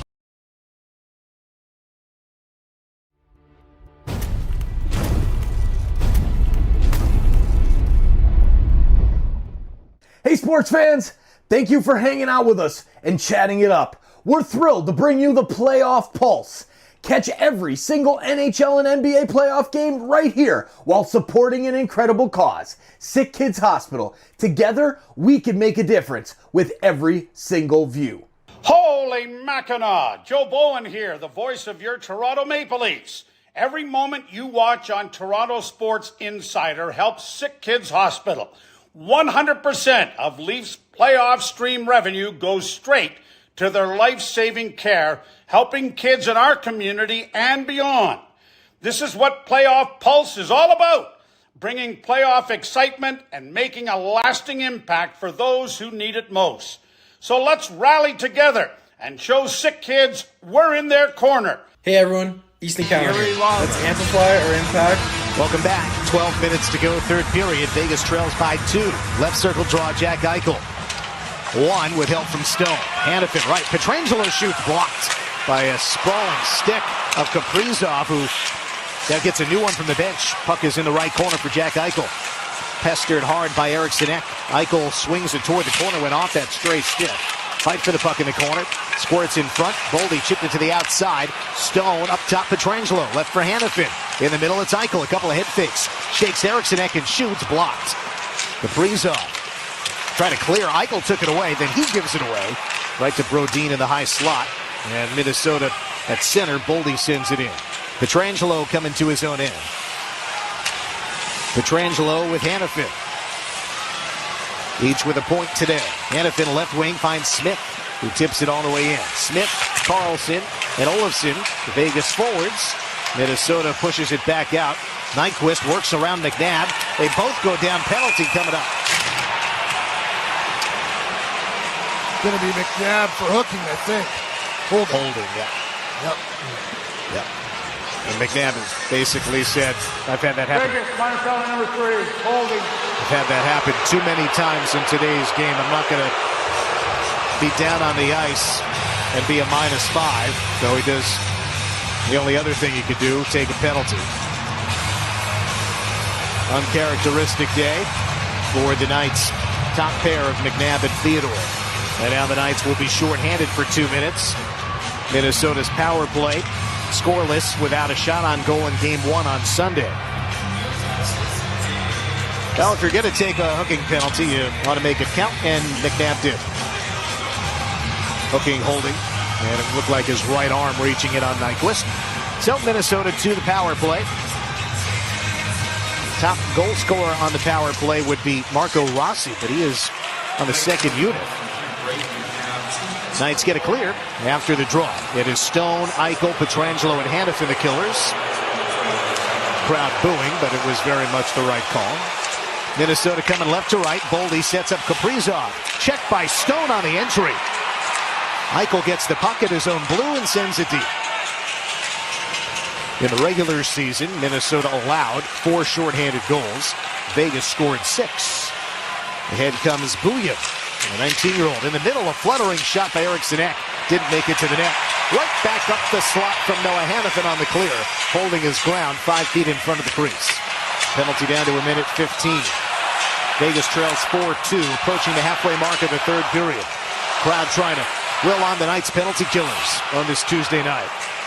Ahead comes Bouillon on the left. Checked hard on the entry by Whitecloud, but Bouillon rimmed it around. It ends up below the goal line. Carlson with Haig. Carlson pries it free. Backhands it forward. Just missing Smith, but it will go all the way down. Penalty clock down to 52 seconds. Knights change it again. Saad with Howden, plus the defenders, Haig and Whitecloud. Minnesota left to right. Johansson works ahead on the right wing, enters. Lefty opens up right half wall. To the point, Spurgeon, the captain. Out to the left wing side. Whitecloud fronts that attack. Feed goes back up top of the umbrella. Out of the left, and the shot blocked. Rossi couldn't get it through traffic. Collision along the boards. Whitecloud clears the zone. Down to 20 seconds left on the penalty. Spurgeon, the recovery, skating out to the right side of center and drops it backward. Faber forward on the right to Hartman. Gets a screen from Nyquist. Stone knocks over Hartman. Hanifin plays it forward. Eichel coming out with Stone shorthanded. Eichel approaching the line, loses the puck, and it's an offside play. And that is an uncharacteristic mishandle by Jack. It's almost like he's trying to do 3 things at once. can't decide which of the three things to do. Yeah, it's hard to tell what's going on with him. He's one of the best players in the National Hockey League and the most important offensive player with the Golden Knights, and just not clicking right now. Just a handful of games at the end of the regular season with an upper body injury. Returned for game 82. Scored a goal in Vancouver. No points yet in this series. Neutral zone draw. Puck ends up in the night zone, but the penalty is over. McNabb has come out of the box and he clears it out. Slow-moving puck will be on goal. Gustafsson leaves it in play. Philip Gustafsson, the goaltender. Minnesota clears it out. Eichel with Stone. Stone taps it right. Eichel enters right wing. Eichel kept to the outside by Brodini. Centered for Stone off his stick. Careens out to center just by Shea Theodore. Down to 8:30 to play, third period. Minnesota leading 4-2, but they have not scored a goal since 4 minutes into the second. Vegas has scored 2 since then. Knights have changed it up once more. On comes Hurdle with Dorofeev and Saad. McNabb up to the red. Lifts it in the air, bounces twice, and then skips into the right corner. Centering pass, Dorofeev to Saad, who got tripped up as he shot. And it was stopped by Gustafsson. Hurdle protects the puck for Dorofeev, left wall. He shoots, sucked in by Gustafsson to his right, and has the whistle. 8:02 to go. A little bit of a hook there on Tomas Hurdle as he was going after that puck, and the referees. Only power play so far was an obvious one for Minnesota, but Bogosian got a lot of hurdle there as they were going to the wall. The standard is high once again, as it was in game 1. 8:02 to play, third period. Minnesota leading 4-2 over the Knights. Presented by Lee's Discount Liquor. This is the Vegas Golden Knights Radio Network. It's time to upgrade your roofing and solar experience, and Cooper Roofing and Solar has you covered. Literally. From re-roofing to deck installs, roof tune-ups, skylights, and more, they do it all. Right now, subscribe to Cooper's maintenance plan and get a 15% discount on roof maintenance. Keep your roof in top shape, avoid emergency repairs, and save big. Cooper Roofing and Solar is employee-owned and Southern Nevada's largest roofing company. Call Cooper today at 702-688-7940 or visit coopersolar.com. Cooper Roofing and Solar, proud roofing partner of the Vegas Golden Knights. A noisy garage door is a cry for help that often requires only simple maintenance. However, if left untreated, could lead to costly repairs. Hi, I'm Tommy Mello from A1 Garage Door Service. We fix garage doors fast and with quality parts designed to last a lifetime. Replacing the bottom rubber on your garage door can have a huge impact on the number of bugs you see in your garage and in your home. Call A1 Garage today and receive the best service, best parts, and best warranty in the industry. A1 from day one. Proud partners of the Vegas Golden Knights. Hello, my name is Ramon Martin del Campo, City of Henderson police officer and former Las Vegas Lights team captain. My mother, Susie, desperately waited for a second chance after years of fighting kidney disease. Through a paired kidney exchange program, she was able to receive the gift of life through transplant. Currently, about 85% of Americans waiting need a kidney transplant. I am a living kidney donor. Nevadans are giving. Join us at wearenevadans.org. Back to the Fortress for more Stanley Cup playoff action with Dan Duva and Gary Lawless. Knights trailing 4-2, 8 minutes to go. There have been 4 comebacks in Stanley Cup playoff history for a team trailing by 4 and then winning the game. Can Vegas become the 5th? Work to do with 8 minutes to play. Hurdle, Saad, and Dorothea, they win the draw. Left wall, Jack Eichel. Right for Pietrangelo. Pietrangelo with the right point. 4 forwards on the ice for Vegas. Down by 2 and 8 minutes left. Dorothea knocked over on the far boards. Tip puck comes on goal. Gustafsson has to secure it with the glove down to his left. What do you make of that, Gary? It's got to be the first time yeah, for sure. Yeah. And you see that sometimes with the goalie pulled. I don't remember the last time I saw, at least the Golden Knights do that, if it were not a 6-on-5 situation. Yeah, I guess a hunch from Bruce Cassidy.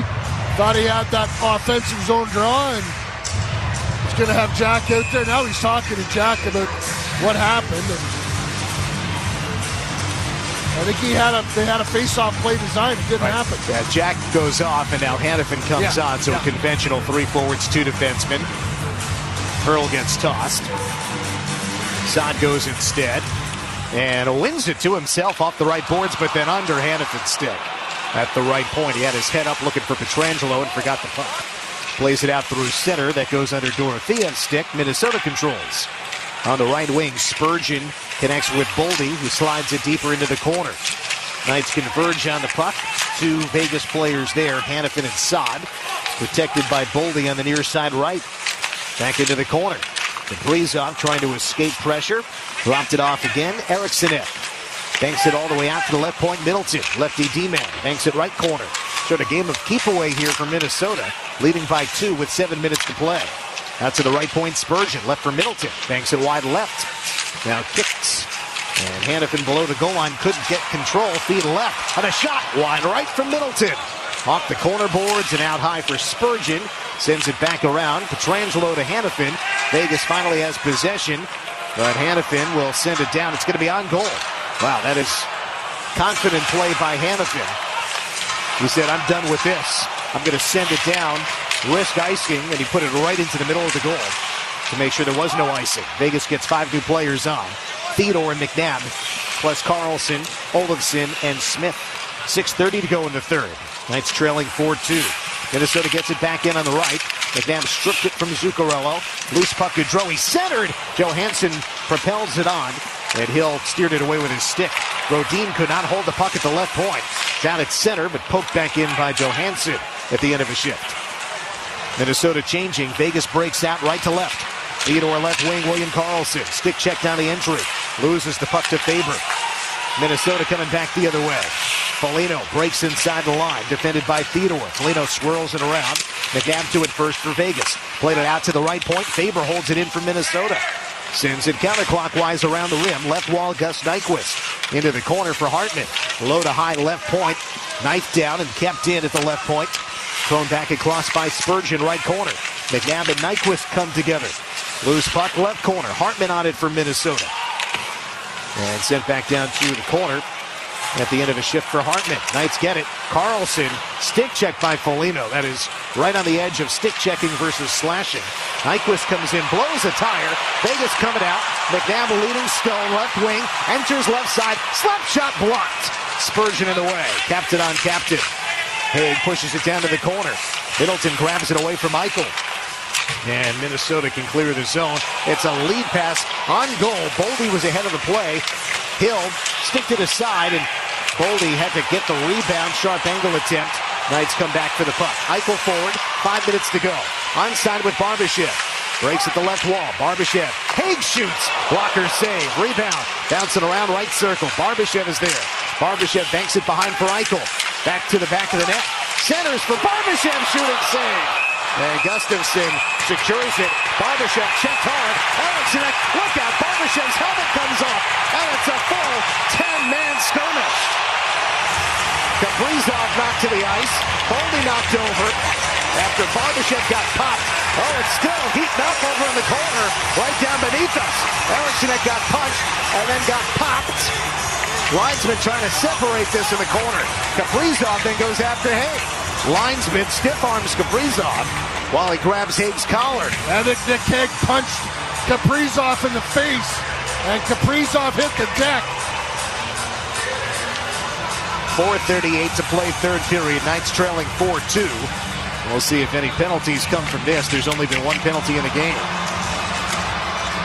Eriksson fixed it up with Haig. And Barbashev had his helmet knocked off in the fracas. The referees chatting with one another. Dan O'Rourke, Frederick Lecuyer. We'll see if there are any power plays from this. We'll have immediate timeout.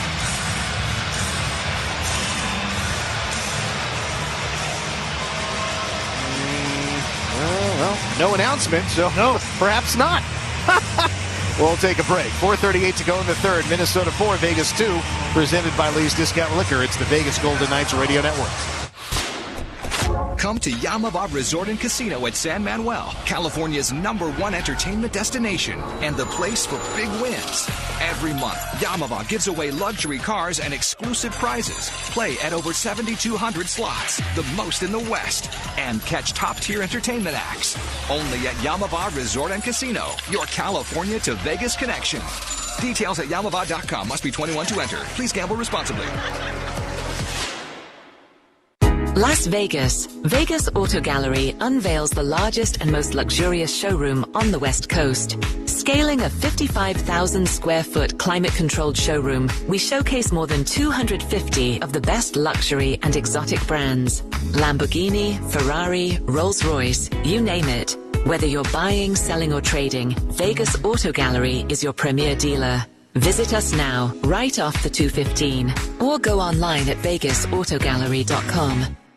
So, you want to buy a house. You could go online, do your research, find the dream listing, go see it, and get catfished. Back to the drawing board. More scheduling, more viewings, more, this doesn't even look like the photos. You could finally find one that does match the photos. Then comes the offer. Stress rush? Yep, make that 3. And here's the paperwork. Yep, never-ending paperwork. It's a lot. But you don't have to do it alone. Because there's an agent who's a realtor here to guide and help protect you as you find the home that's right for you. Realtors are members of the National Association of Realtors. Right by you. Back to the Fortress for more Vegas Golden Knights action with Dan Duva and Gary Lawler. 4:38 to go. No penalties from that fracas.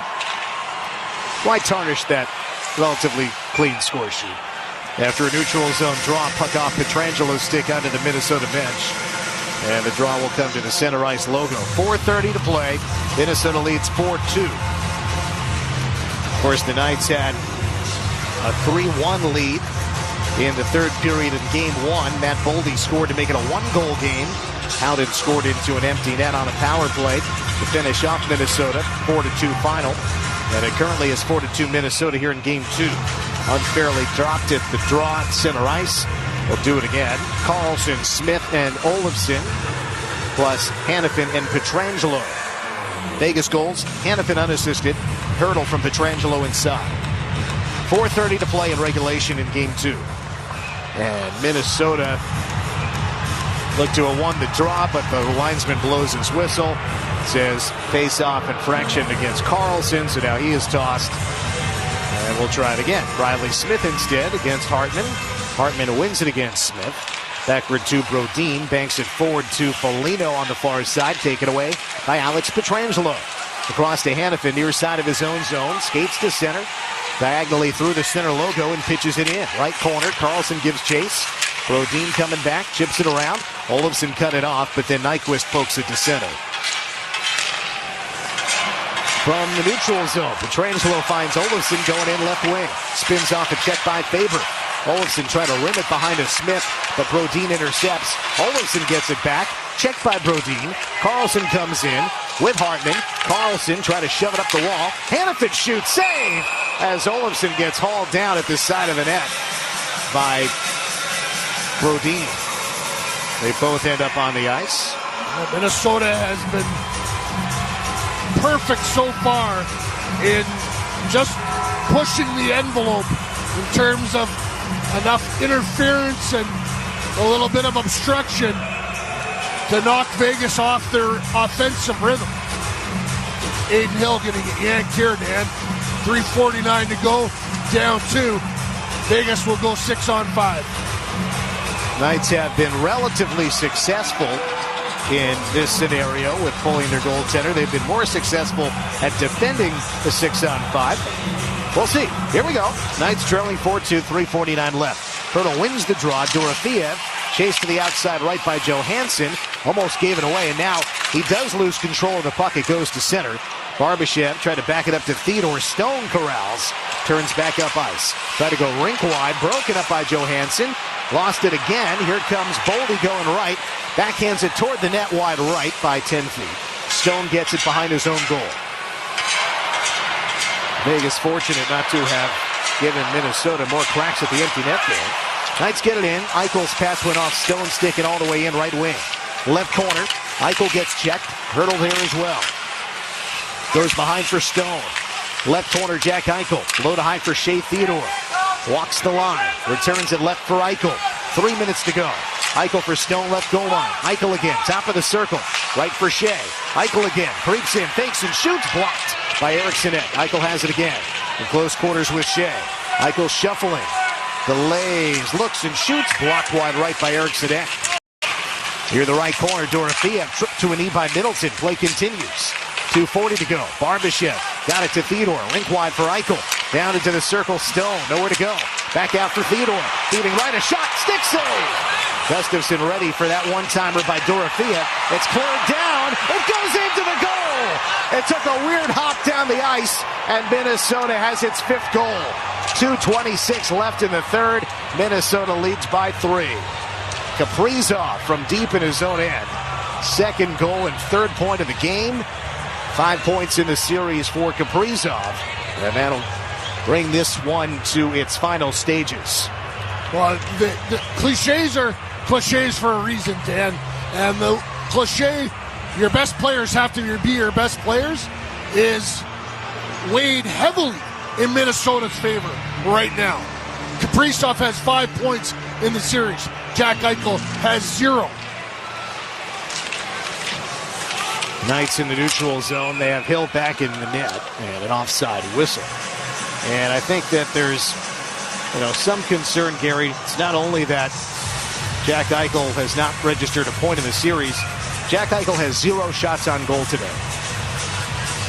And several of his attempts have been blocked. Doesn't appear to be at the dominant level we have so often seen. The player who recorded 94 points in 77 regular season games, obliterating the previous record, which had been 78, established 7 years ago.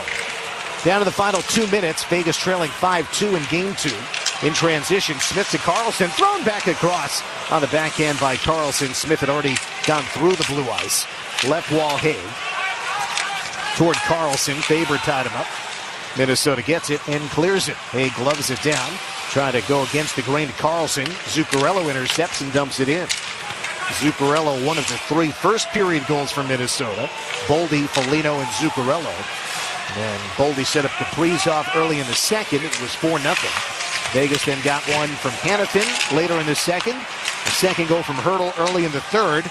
And while the Knights have certainly pushed, they have not found as much offense as you might have expected.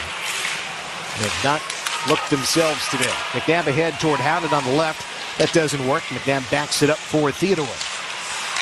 1:10 to go. McNabb right to left, forward to Nick Waugh.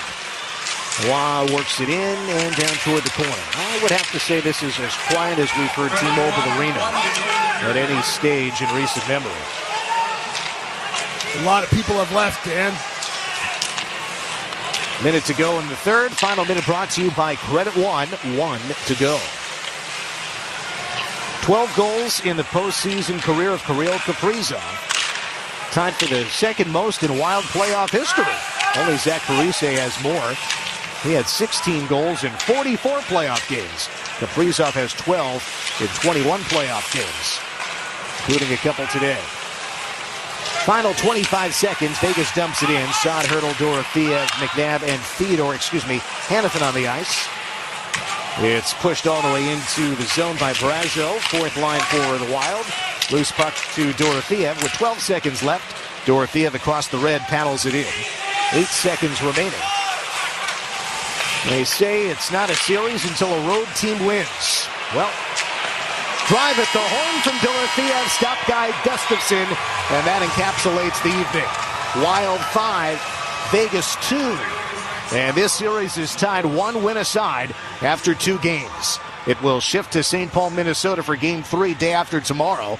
And the Knights will need to do what the Wild did, win a road game. As the Knights suffer a disheartening 5-2 loss at the hands of the Wild. 3 goals allowed in the first period, fell behind 4-0. Not till past the halfway mark of the game did they beat the netminder Gustafsson. Hanifin unassisted, and then in the third period, Hertl from Pietrangelo and Saad at 2:26. The Knights could not find that third goal. They pulled their netminder for a 6th attacker, and Kirill Kaprizov puts it into the empty net from 195 feet away. Second of the game for Kaprizov, and the top player for Minnesota has 5 points in the series. Vegas's top players are yet to hit the score sheet. Right there. Not just that line, but Carlson, Olofsson, and Smith have got, nothing done as well. So it's impossible to win a series when your team is built on depth and your top end guys aren't getting it done. It's just this is very troubling for Bruce Cassidy at this stage, and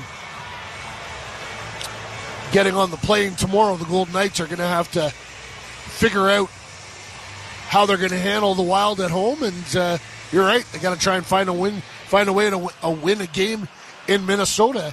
Obviously, the series is coming back here no matter what for Game 5, but you can't come back here 3-1. Of course, the Knights won 3 times against Minnesota in the regular season, including 2 times in St. Paul. The other element of this, Gary, sort of thinking Game 1 versus Game 2, the standard for calling penalties was high. Skirmish at the end, no penalties were called, even though multiple punches were exchanged. Yeah. That's fine. It was relatively even. Knights did not get a power play. Today was the 97th playoff game in Knights history. That's the first time they did not.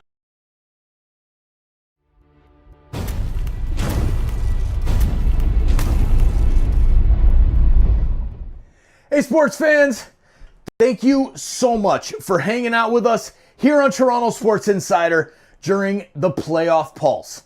Our mission is simple, bringing sports fans together to hang out, cheer, and change the world one insider at a time, while supporting SickKids Hospital in Toronto every single game. Cheers, insiders and sports fans from around the world.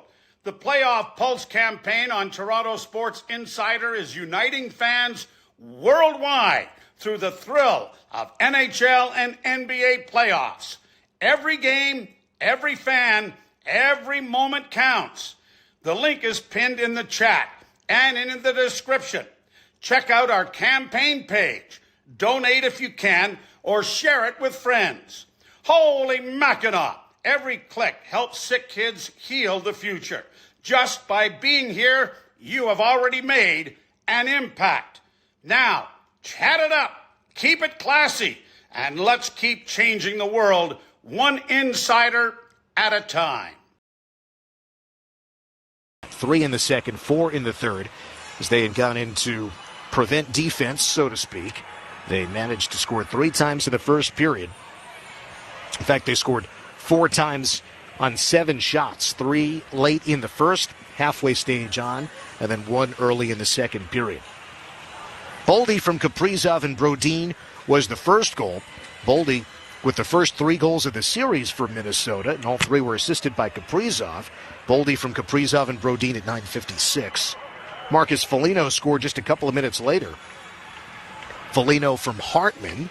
Hartman with his second helper of the series. Foligno's first point and his 3rd career postseason goal in his 30th playoff game. 2-0 Minnesota. Mats Zuccarello scored the 3rd Minnesota goal at 17:15. Marcus Johansson took advantage after a Shea Theodore giveaway.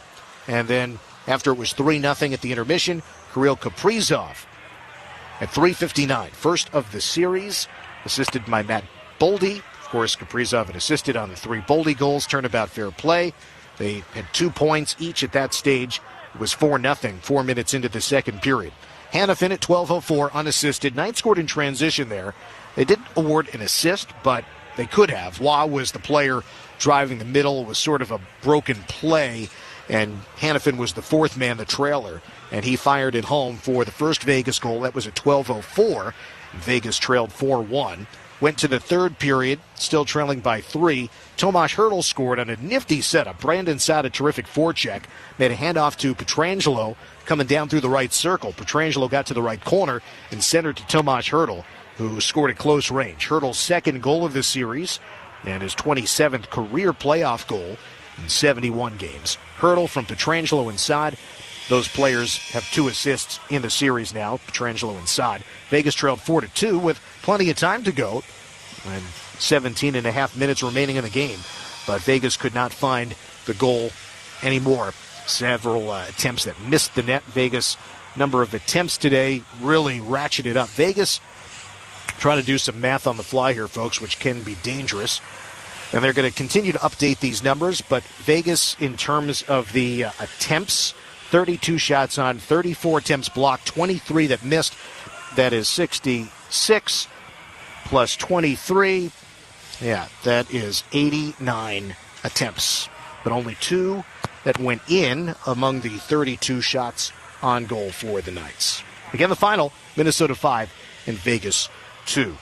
Get you the final numbers in just a moment. First, we want to get you some updates, and that includes visiting Nacho Daddy. You've got to visit between now and Game 4, and with every qualifying purchase at Nacho Daddy, you'll